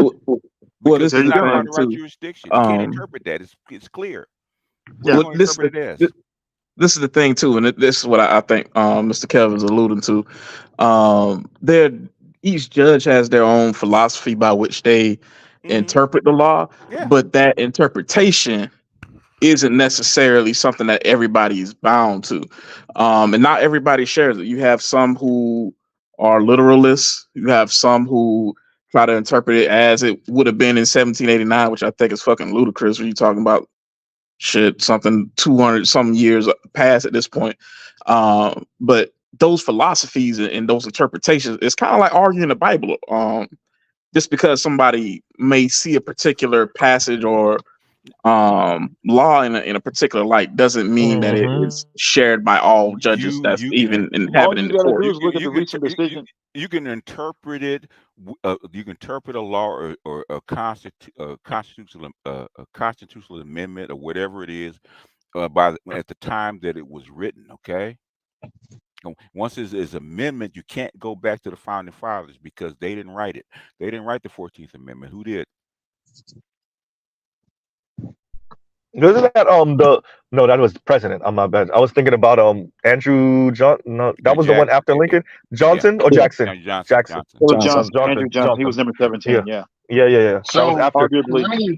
Hmm. let me ask why the 15th Amendment will never be changed in the most simplest way. Because that'll take away women's vote. Okay, white women ain't having that shit. Just leave it at that. I understand there's more white women voting, so that shit is not happening. Yeah, but what we want But to, I don't have an issue with the 15th. Are you talking about the 14th? no, I don't think he was. But by the way, I really want to reiterate this. I'm like, I said it. I was joking, but I wasn't joking. Like, this is more entertaining than what the hell I watched last night and the night Yeah. before. I'm just Yeah. saying, and it's Yeah. more. This is speaking policy and like history right here, like not what the fuck they was doing on stage. That was So that speaking wasn't of even history, entertaining. It was yawn. Anyway, go ahead, yo. so speaking of history, how about Tim Scott, the resident sellout? You Good mean Lord. Slavery, you mean so the fact that welfare he kept? versus slavery. Is that what we're doing, Tim Scott? Is that what we're Yeah. doing, Senator Scott? If you want, Yeah. I if mean, you like, Now, what you expect him to say? well, but again, he's basically doing the Ramaswamy thing, which is how can I get all these people over to my side as a black man? What can I you say won't. to You ingratiate can't. myself to them? You can't. And basically, you got to crap on your own group by saying, well, welfare is screwing up black people right now. Which, okay, yeah, we can argue that point, and it is. My problem is that he's not actually is that he always it's always framed incorrectly. It's always framed in a dishonest way. He's basically he does what women do. He talks about it, but he talks around it, and then he's basically crapping on men. That's what that's about. Because they're not going to blame the women for it. They're going to blame the men. Like, okay, you guys are abandoning these kids, fatherlessness, welfare, no fathers in the home, this, that, and the third. They always say fathers. As soon as somebody says fathers or mentions a man, that takes any account and responsibility away from the women. Right now, we know that over half of women, well, let's just say over half of black women have children, right? Never married and they got kids. Mm-hmm. That's not black men. Over half of black men are not married and they don't have kids. Okay. Like it's actually reversed. Mm-hmm. You see the problem? So the problem is not with the men, the problem is with the women. But they're not putting it on the women, they're putting it on the men. Because everybody's scared to actually, just it's like everybody's scared to just call women out. 55% of your voters are what? Yeah. It's gonna be women, yeah. So and then the black women are gonna go primarily towards the Democrats because the biggest cash, the biggest group of unmarried single mothers is who? Biggest group. Yeah, it's going to be black women. White women, no. The single mothers? White women, bro. White women, but by 3 times. Yeah, by 3 times. 3 times the amount. We're talking raw numbers, not the percentages. Yeah. Okay, I got you. I'm sorry. Yeah.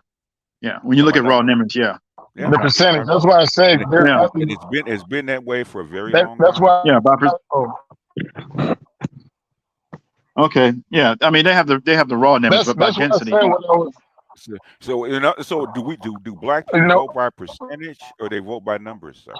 You vote by numbers. Yeah. So all I'm saying is that when they frame that when Tim Scott says what he's saying about slavery, welfare, and all this other stuff and everything else, he's intentionally being dishonest in his framing. He's a good Negro. Yes. Exactly. Yes. But if you know what, if I was managing Tim Scott, man, he really want to make a fucking impact, but he'd have to have some balls. Okay. Stop listening to them. Go. We're gonna go talk to Senator Rand Paul, and we're gonna go that way. We're gonna go with Ron and go to Rand Paul and go the libertarian route. And we're gonna go real, whole, hardcore liberal conservatism. Okay, we're gonna go throwback by being conservative, being fiscal conservative, and all that shit. That's where we're going back to. I got kicked out of my own goddamn stream. I'm just saying. Go ahead, yo. No, they're listening. At least you didn't get the boarding. Right. What were you just saying, BGS? I missed that.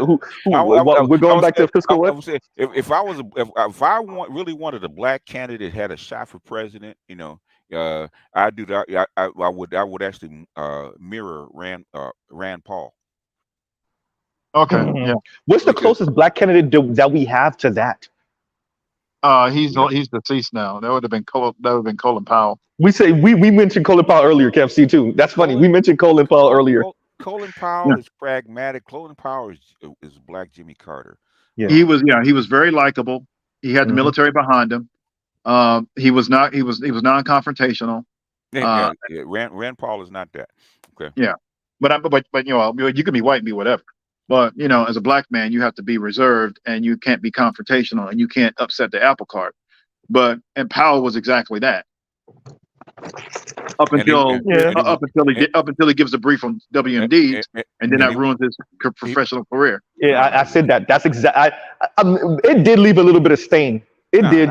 No, that was the nail in the coffin. What I'm saying is, you know, Bush was still fucking president one with WMDs. Yeah. That was the nail in the coffin for Powell. That's why he didn't run. I actually thought he was going to be the first black president. Hell, you got Trump running, and Trump's got 4 legal cases against him. You got all these scandals following all these presidents. WMDs is nothing. Biden's son is over here sneaking coke into the White House. Goddamn, I said that out loud. Oops. But look though, when you're a different race, that plays out differently based on race. Yeah, but at some point you're gonna have to have some cojones and run anyway. Yeah, I mean, honestly, the reason Trump is actually he's with all these indictments, he's actually becoming legendary. He is. Yeah, he really is Teflon Don. He really is. He's been impeached twice. No other president has been impeached twice and beat it. The thing is, well, we'll talk about that. But anyway, that tells you that the state of your economy and the state of this shit is so bad that they're willing to take a guy that's got 4 indictments on it. Yeah. How bad it is. And 4 different states, by the way. Yeah. And 4 different states, 4 major indictments, all a bunch of sub charges up underneath that. And the Republicans, there's a whole bunch of stuff you can go at the Democrats and everybody else against, but you have what 5, 6, 7 people up there running for president and refuse to talk about this shit. Come on. Yep. Well, Chris Christie's the only one. And even then, he's not going all the way. Even then. So I agree with BGS on that. The thing with Trump is that he came in the door saying, "I'm not a politician and I'm a slimeball. Now what?" Yeah, I'm a slimeball, but things are so fucked up that what do you have to lose? Oh yeah, that was the best thing he did. That right there was the best thing he did. Vote, by the way, he's going to get more of the black male vote. I think so. I think his numbers go up with everyone. I think his numbers are going to go up with everyone. Honestly. Yeah, because he's the only one that has the nerve enough to actually talk about something, man. Whether he's right or wrong, he's the only one that has the nerve enough to talk about something. What did he say? I end the war in Ukraine tomorrow. That's what he would say. I'm gonna keep it a buck with you. If Boy Joe don't get this inflation right. One time.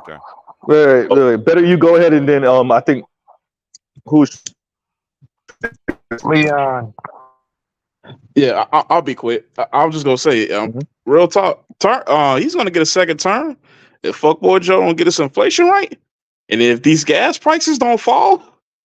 I just went to my hometown to check on my pops earlier today. Gas in South Carolina is almost 80 cents higher than it is here in Georgia, and stuff in the grocery stores, everything is sky fucking high. Like. And you got the nerve to talk about Bidenomics, man. Get the fuck out of here. Hey, I love the fact that Better You calls him Fuckboy Joe every time. But it's true. It's actually going to get worse. There are articles already out talking about how the food prices are going to rise. Yeah.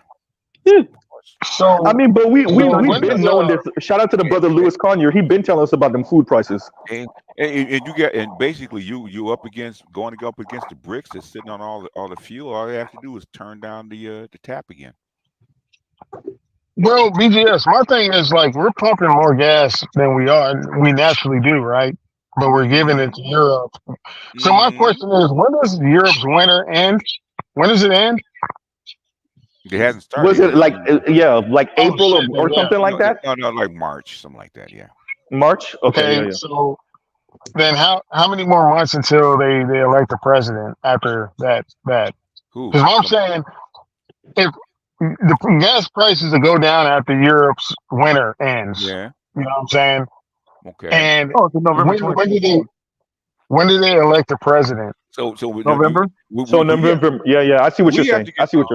We have to get through the winter. What are your heating bills going to look like if you're in the north? Okay. Yeah.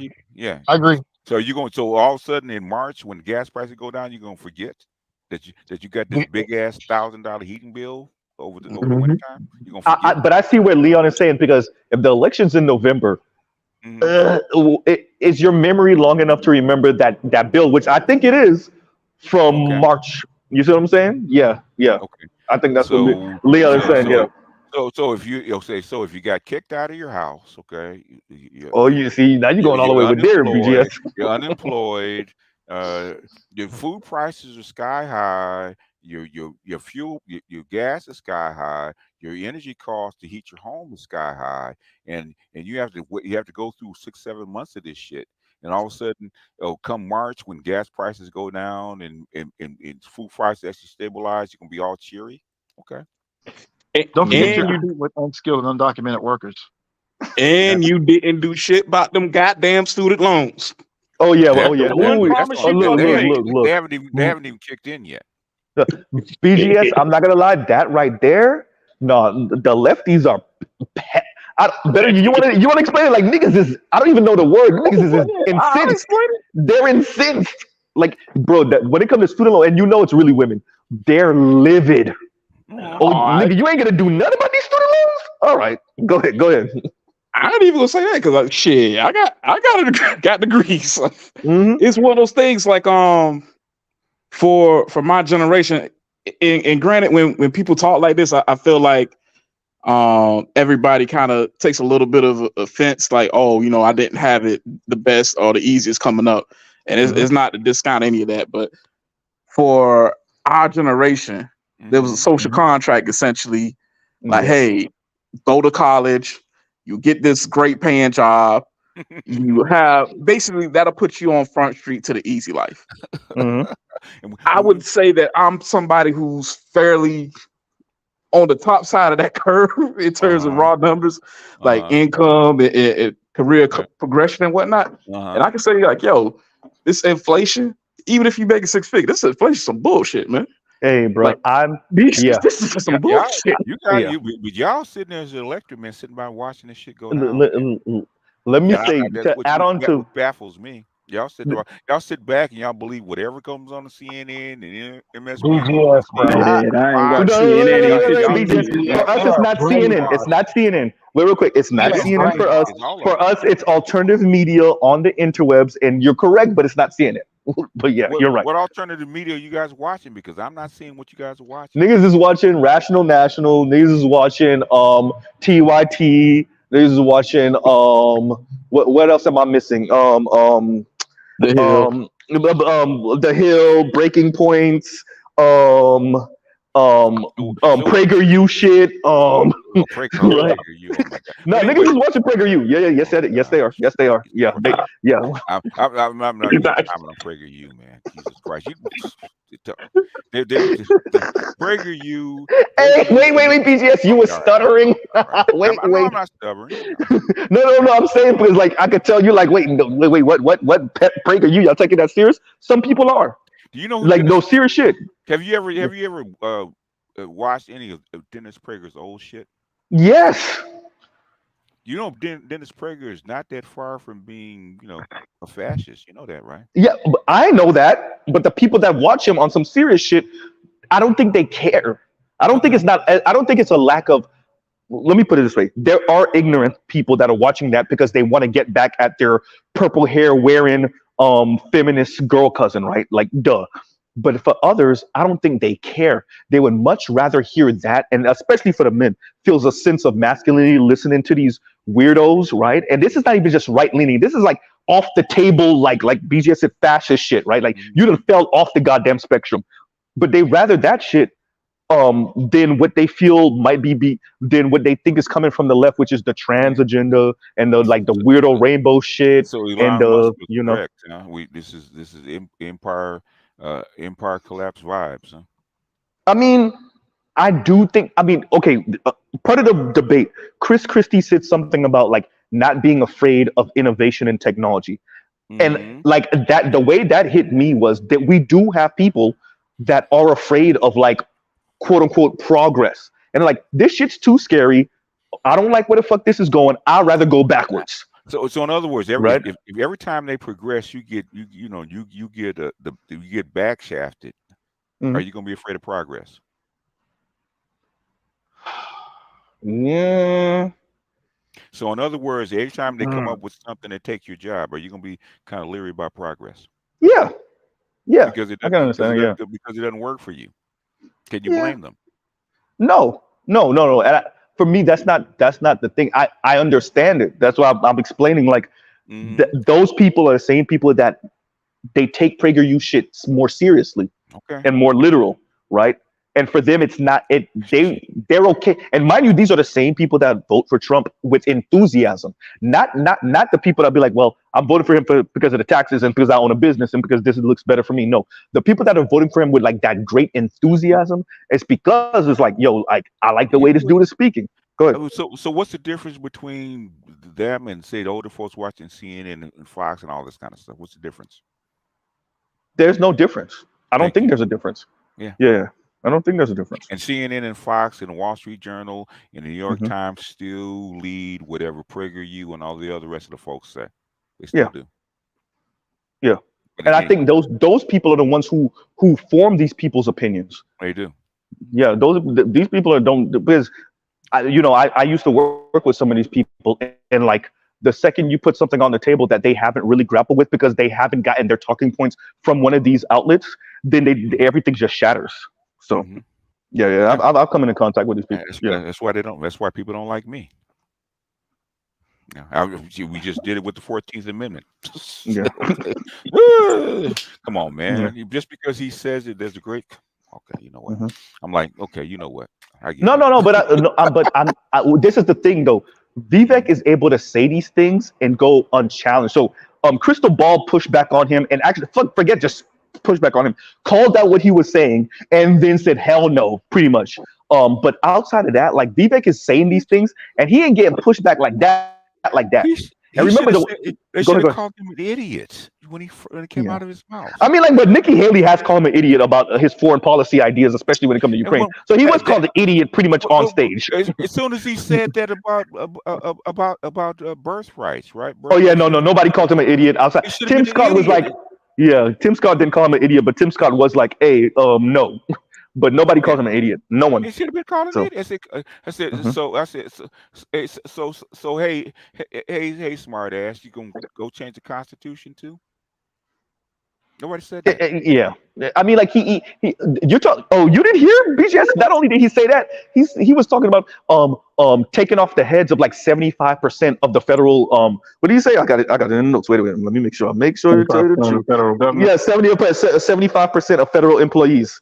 Take their head off. And I'm like, what? What are you talking about? Take their head off as part literally or what?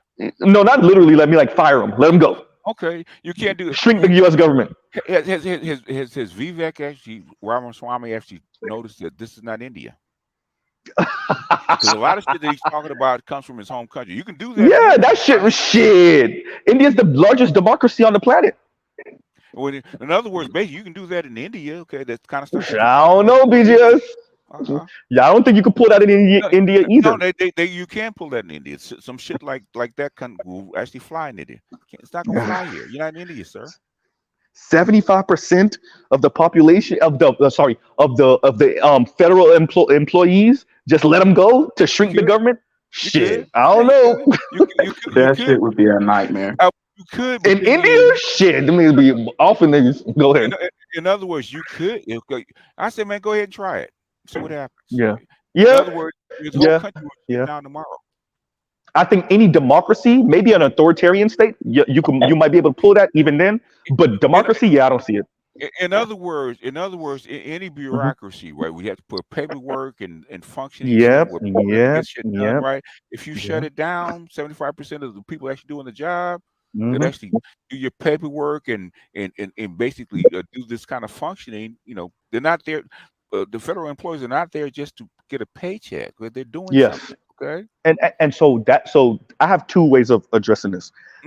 If you're saying this just rhetorically, which I think he is, that's a different conversation. But if you actually meant that, I'm with you, BGS, where I think people really in advanced societies, quote unquote advanced societies, really poo-poo bureaucracy because they don't really understand how much of the shit you do on a day-to-day is like somebody is behind a screen at a desk at a computer approving this, going through this, sending that, da da da. And like so we poo-poo bureaucracy because it's a cool thing, it's an in thing to be like, oh, the government and da da da. And I'm like, nigga, do you understand how much of your life and your clean water and the fact that you're eating food that's not poisonous is based off of that shit? That's fine if you're on Fox. It's fine if you're on CNN, MSNBC, or the Young Turks to say this kind of stuff. Dude, you run for freaking president. Yeah, and he said it on stage, BGS. He said it on stage. But the thing is, why, if you're not serious about governing, why are you up there? That's a good question. I don't know for Vivek what his angle is yet. Why is he trying to be the first Asian something? He knows he's not going to become president or even vice president, so he's trying to angle for a position somewhere in the cabinet. Why is he? Yeah, I think so. Because I think he kind of did the whole. He bought his blitz way up of, there. he bought his way, and he blitzed a lot of the smaller news and like commentary outlets, right? So he blitzed his way through, and then he just his name got up there, and he's been on the debate stage, and he's a notable person. I'm not saying that anything's gonna amount out of it, but I've been hearing about Vivek for a little while, and I mean I agree he bought his way up there, but he did do the kind of the shipment circuit, but like the smaller outlet circuit. So basically, Republican Party has turned into cakes and carnivals. I mean, just say shit to get a click. I think that's the game, though. I think that's the game. Okay. I think that's the new game. But somebody said something about he was funded by a German guy. Wait, who? Yeah, me. He's a big investor. He's a billionaire, but basically, I thought Vivek had to speak on him. Own money. I thought he pulled the Elon. Go ahead. No. That's some bullshit. He works for investment, whatever, and they have Shell, they have Exxon, they have fuels, technology. They're loaded up in NVIDIA and a few other things. So it's just like they just copy somebody's portfolio, and basically, man, he's trying to. Y'all like, share, subscribe to the super chat. The natural citizenship. The natural citizenship is something that he's playing on to get attention of far right people and just white boys in general, because white people perceive that they're natural citizens and no one else is. The meritocracy shit is bullshit. In their life. He got up there because he was a Harvard debater and he likes debating. His shit sounds good, long, and an hour podcast where he gets to ramble off nothingness. But when somebody questions him, if they join the military, so that's when I first saw him, I talked to BGS about him. I said he sounds like some shit straight out of Starship Troopers. And somebody else said Starship Troopers, but I'm not going to talk about that. It is Starship Troopers. The thing is, it comes back where Heinlein got the idea from is you could not be you cannot vote unless you were actually in the military. Yes, and that's what I was saying. I was like, I read the book. And I'm like, everything he's saying is Starship Troopers. I know. The worst part about him is he's really just the instigator for people that believe in fascism, pretty much, in authoritarian governments, because he comes from one. And he's talking about, well, I went to public school. You're an anchor baby with a fucking student loan from our leftist friend. From what's his name? George Soros. You got a Soros loan, nigga. You got a Soros loan while you talking shit. And I just don't understand. He's just becoming seriously. I don't. But I mean, wait, no. I do. Go ahead. Take him serious. I don't take him serious, but he's saying shit that these white boys like. Yeah. Okay? He's saying a lot of shit to turn these white boys into fucking Nazis overnight. Yeah. They're already that way. No, I'm talking about like real live. They're already that way. No, I see what BJ said. For me, this real quick, Leon. I'm gonna let you finish. The thing, and it's not just Vivek. For the left, motherfuckers is deathly afraid of like what they feel is a slow march into fascism, based off of much of the online discourse and rhetoric.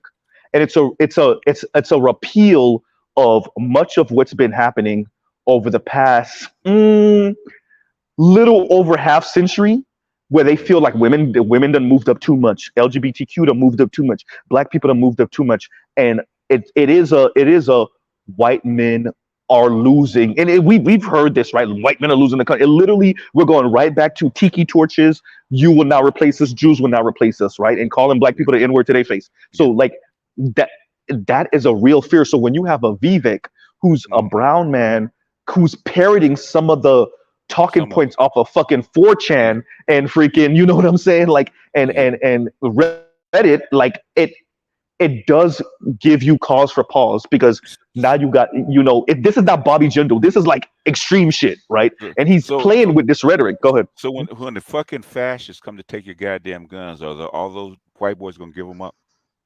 Hell no. Why? You won't have fascism, sir.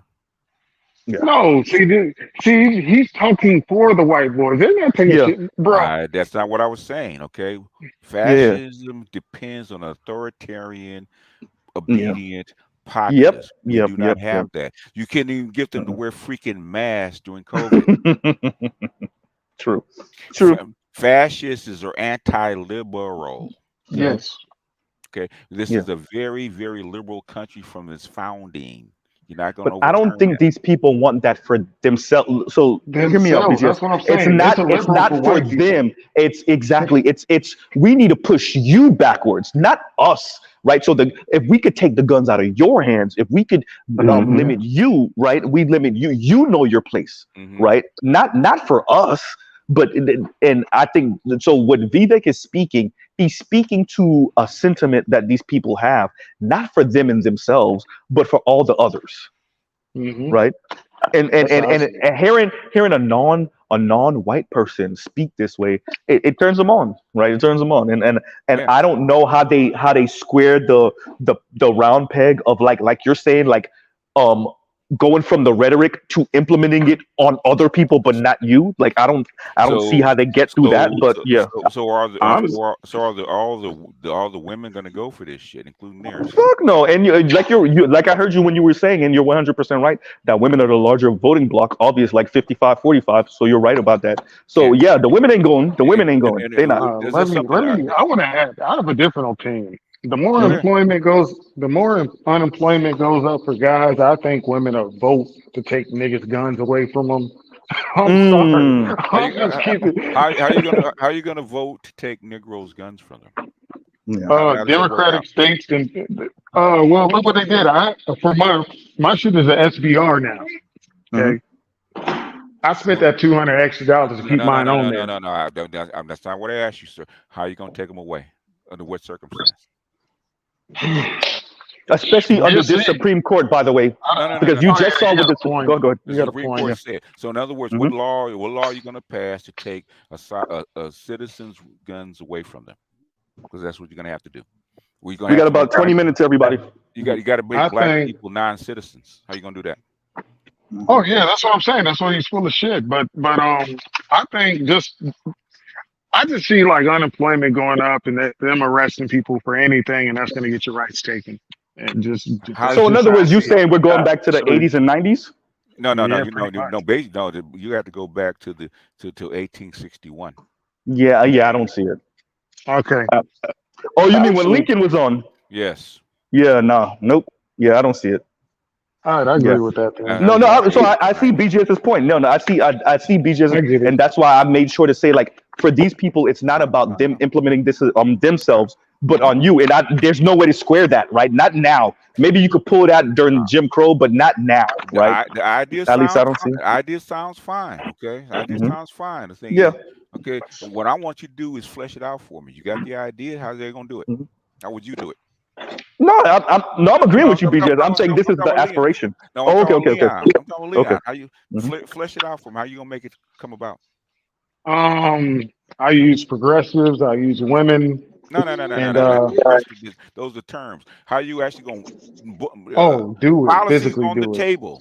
Okay. Policy on the table. You can because cops would be like, Okay, how? You could. Because even what happened with Southern Cops, they're like, yo, we're not gonna knock on people's doors to see if they have their braces on their fucking guns. We're not doing it. So cops aren't gonna enforce it. So how's it gonna How are happen? you gonna get the law passed in the first place? Oh yeah, that shit's not happening. It's not You would happening. have to have a whole Senate and Republicans that agree with that. It's not happening. Not to mention the courts have to go along with it too. Yeah. How you gonna do that? Oh, that ain't happening. He would have to pull some Trump shit. No, ain't no Trump shit. Okay. The only Some way this super can Trump happen. shit. Only way that some shit like this can happen is that the whole society collapses. Okay. Then you might have a shot at it. Then you have to reform society from the ground up. Yeah. Oh, well, how do they define that though? Define Like, what? Collapse. You don't have to define it. You'll know it when it collapses. You don't have to define it. Here's something though, BGS. High Art says a false flag attack, then executive order. Still not gonna do it. My bad. Pulling 9/11. No, you're right. I'm saying pulling the 9/11, right? Like the things that you couldn't get through before executive order bullshit. Like, oh, look, terrorist attack, nigga. We got to do it now. We got to repeal shit. We got to take shit back. You know, for your own safety. But the thing is, you got 300 million people and 450 million guns. That means you got to go house to house. Yeah. So, and we already know how that's going to turn out. Go ahead, better. You go ahead. So this is the thing. I actually feel like, in terms of the gun argument, I feel like it's way easier than the citizenship, because you don't have to actually repeal or change the Second Amendment. All you really have to do is essentially take a more extreme version of what northern states have done and make it more rigorous, or make it where essentially California. My group is able to have guns, but your group isn't, because I've set these regulations and on guns in a particular manner. That makes it a whole lot easier for us to meet than you. And it on the surface it's not racial, but it really is though. Yes. So the way I would see it happening would be kind of like with Hitler and the brown shirts. Yeah, there's a lot of guns in this country. The other part of that is less than half the country owns a gun. So that's always been a thing. The gun owners oftentimes own 2 and 3 and 4 and 5 guns, right? So So that's a thing. Yeah, no, better use right about that. As soon as you even start to try, guess what you're gonna ring alarms with the NRA and everybody else. Yeah. Hey, you got and they're hyper vigilant. Yeah, hello, can you guys hear me clearly? Yeah. Yes. Y'all gotta understand too. We're talking about guns here. We're not talking about softballs, right? So a person with 1 or 2 guns, especially talking about large groups of people, you don't need everybody in the country to have guns. What are you gonna do when you go to the 25% of people? Let's just call it 25%. If 1 out of 4 people have guns, you got a problem on your hands if they don't want to give them up. Yep. See, that's the thing. It's not getting the guns out of everybody's hands. It's getting the guns out of certain people's hands. Yeah. And how you gonna get? We got 10 minutes, everybody. 10 minutes. Go ahead, BJ. How you gonna get them to vote against their interest? I think this is my thing. I understand, like California just put a bigger tax on ammo, for example. Like that when I went, I got guns, I got everything, and I can compare my prices from before COVID to after COVID and during COVID. And that motherfuckers can't afford it. A lot of people can't afford it. That has nothing to do with your right to own. Yeah, but you got to have bullets. And if they make it harder to get bullets, if they say you have to have this, better you was talking about this, yeah. If like they're talking about enforcing that you take a class is $500. Some people, so you're talking about the gun plus $500 plus this. Talking about a poll tax, huh? Yeah, pretty much. That'll stop people from having guns, and they can go about it however they feel. They can change the law to where you have to actually fill out all paperwork to have a gun, or you're illegal, and that's fully legal for them to do. And they talked about that already. And how has that worked out for them so far? Well, they can make more laws. They have to catch people in it. So if they want to invest their resources in proving a point, like we just found a child predator, they'll do it. But I just don't think at scale it'll work. It's that's what I'm talking about. At scale, it won't work. Okay. It works in bigger cities where, like New York, Chicago, and Los Angeles, because you got so many people. But outside of that, it's not gonna work. In fact, the wave is going back the other way. Yeah, and I can say I don't believe that 80% of my guns belong in New York City. Okay, just say it. 80% of them don't belong in New York. Well, that's that's an opinion, and if people in New York go for it because they don't want a whole bunch of guns in New York City or Los Angeles or Chicago because they're dangerous to get too many people with guns. Right? BGS, let me talk shit to Sauchi real quick. Real quick, Leon, let me talk shit. Sauchi coming in last 10 minutes on some fashionably late diva shit. Go ahead, Sauchi. What's going on? Good evening. Now, y'all continue. I literally just logged in and I saw that it was on. I was like, oh shit. I've been to the last 10 minutes. Sauchi was like, oh, I heard last 10 minutes. Let me pop up now. But nah, man, you missed it when we having a good ass conversation about this goddamn shit-tacular, boring ass yawn fest of a goddamn Republican debate. Whatever the hell they want to call it. People throw around these terms all the goddamn time because I just sent Mr. Z a video, another neoliberalism video, right? But see, people throw around these goddamn terms all the time without knowing what they mean. Yeah, I don't think people know what it means. That's why I read it up all the time. I actually had to go back to the time about fascists and Italian and German fascists and find out what their antecedents was, right? Okay, we don't have a culture for fascism. We don't. Oh no. Oh, no. We don't. We have. Go back and go. If you have to understand what's his name. What, Mussolini? No, Mussolini would before him. What's his name in Germany? Prussia. Oh, Otto von Bismarck. The king. If you don't understand Bismarck, you don't understand fascism or Hitler. Hitler is Bismarck Part 2, because the same thing happened in Italy, right? The socialist liberalism failed because of the depression. Depression actually hit in Germany and Italy before it came to the United States, right? Okay, so in other words, liberalism and the liberal ideas failed in Italy and failed in Germany, right? So they went back to what they knew. Yeah, because Mussolini was a socialist. Okay, Mussolini was a socialist before he became a fascist. But socialism in Italy and liberalism in Italy and in Germany failed. Go back and read. I think they wrote a book about his daughter, about what they went through. You got to remember, these people changed because of the environment changed. A system failed, so they went back to what they knew because Mussolini went back to what actually made the whole country run before, because the new shit that you brought in after World War I failed. And yes, that's where I ask, what do white people know when the system don't work for them? Like, when I think of white people, that's all I think of. Some niggas? What you mean, hunt some niggas? What I'm saying, even that, Leon, okay, if the system fails, right? Okay, because the system did fail, right? The system failed in 1971 when the gold standard failed, right? The dollar system failed. They went back to old-fashioned liberalism back into the 1800s. They just buffed it up, okay?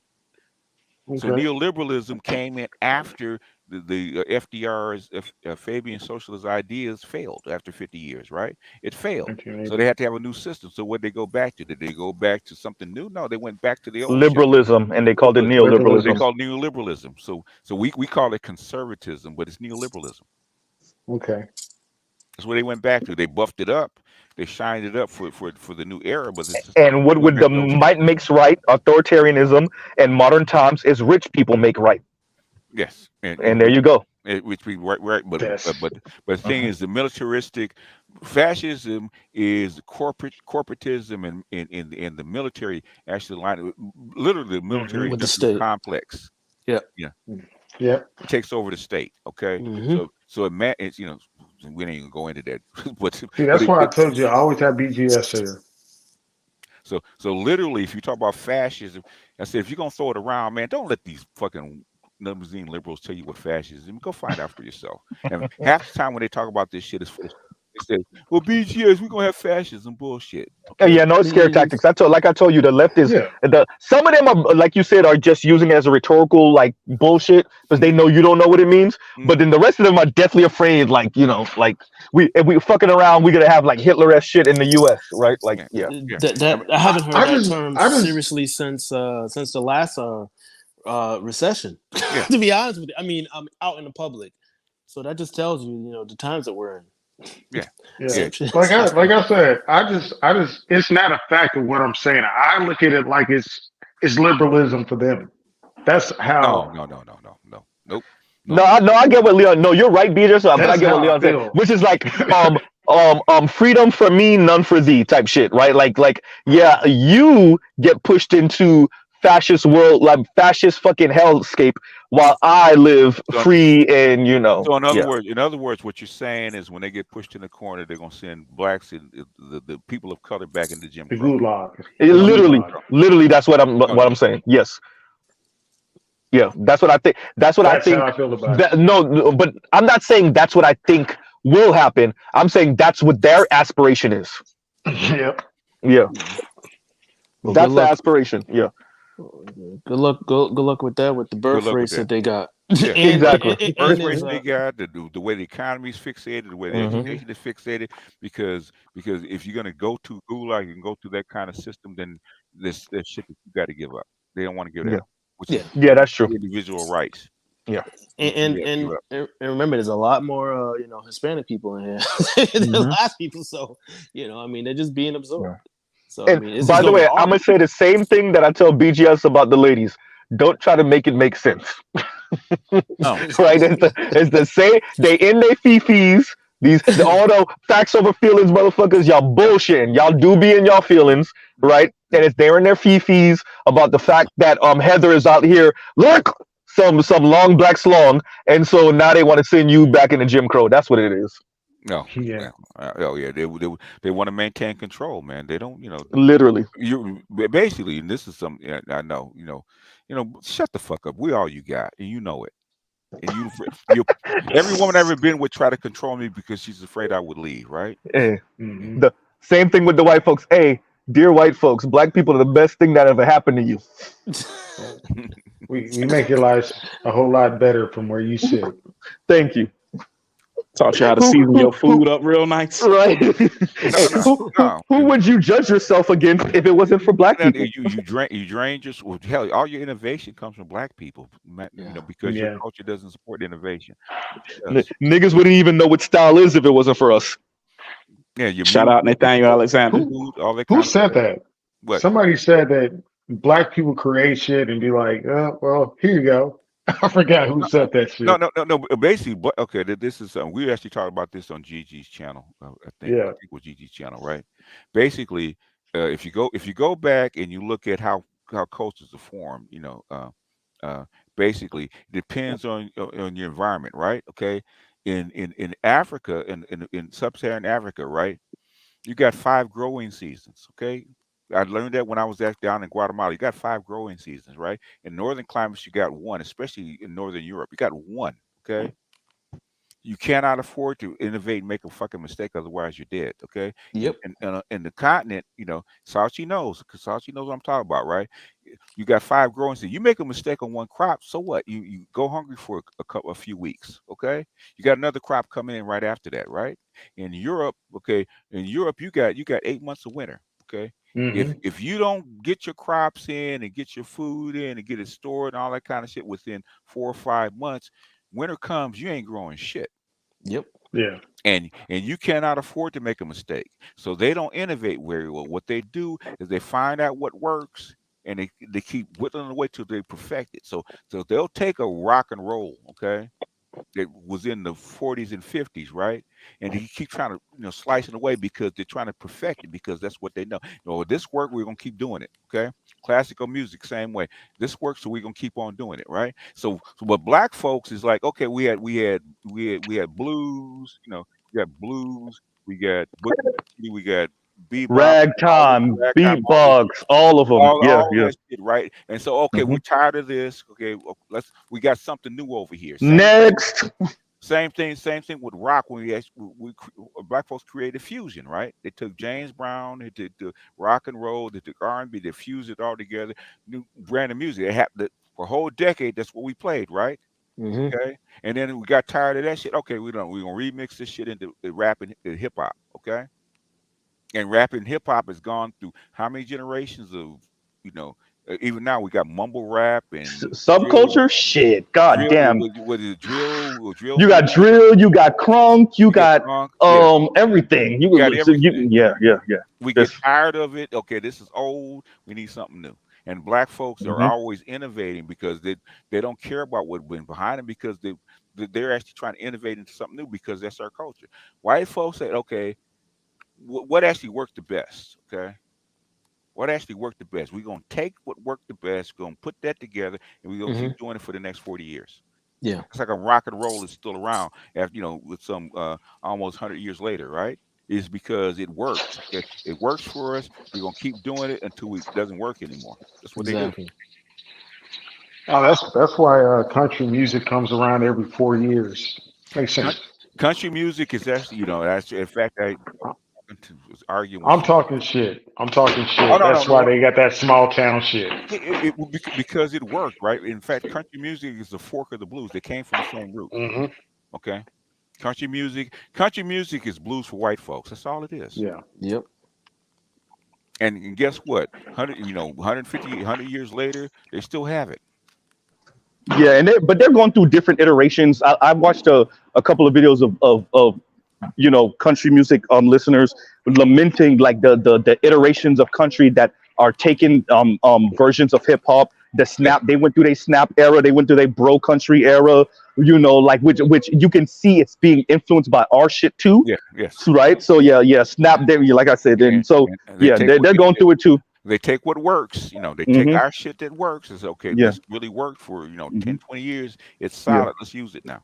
Yeah, but they're always behind us, though. You're right about that, BGS. Literally, we drop snap music, and they'll pick it up a decade later. Well, damn. Yeah. Right. So yeah. No, that's definitely true. Yeah, but that's what is it? What book did he write? It was called. God, what was it called that he wrote? I had to find it. I'm reading too much shit. I'm getting too old to keep all this shit. So basically, they need to allow more black people and black women and black men in STEM so we can actually figure out the issue and they can take it and run with it. Literally, they need you everywhere. They need you they need just enough. Okay, and that's yeah. And because they they don't want you they want just enough of because they're trusting people like Salty. They monitor. Okay, they monitor the kids, and the people like Salty that are the top 10%, they'll nurture, right? Because they don't want it for everybody. They just want enough of the top people to actually make it, to actually add to what they have. They don't want you to compete. Oh, they'll bring you in the school. Like I remember in elementary, even in middle school. Yep. You wouldn't know. Like there would just be like maybe one or two people like you've never seen before. They'll come in and they'll observe the class to see who's smart. I remember the last time I think I was in the 7th or 8th grade, and I was answering the questions. And because I remember she was one of my favorite teachers, and she was like telling them to pay attention to me. I mean, I didn't really know what was going on. I was just like, I'm just trying to get the fuck out the class. Let's answer the questions. I was one of those kids. Okay, I was one of those kids. I have 140 IQ. I was one of those kids. Yep. People, I don't brag about it. I don't talk about it because I tell that to my daughter. We're underachievers, right? We kind of slip through the cracks. Okay. Yeah. Yep. Because who your parents are doesn't matter. It does. I'm trying not to do that to my grandson. Okay. Don't hold him back. Don't do what our family did to us. Don't hold him back. Let him go as far as he can. I'm trying to get her out of that. Oh no, he can't do that. Let the boy go. Okay. Anyway, that's gonna be tough. Yeah, it is. It is what it is. But I'm trying to advocate for him. Yeah. All right, everyone. All right. This concludes. No, I'm playing. Thanks y'all for coming up. BGS, thank you for coming up.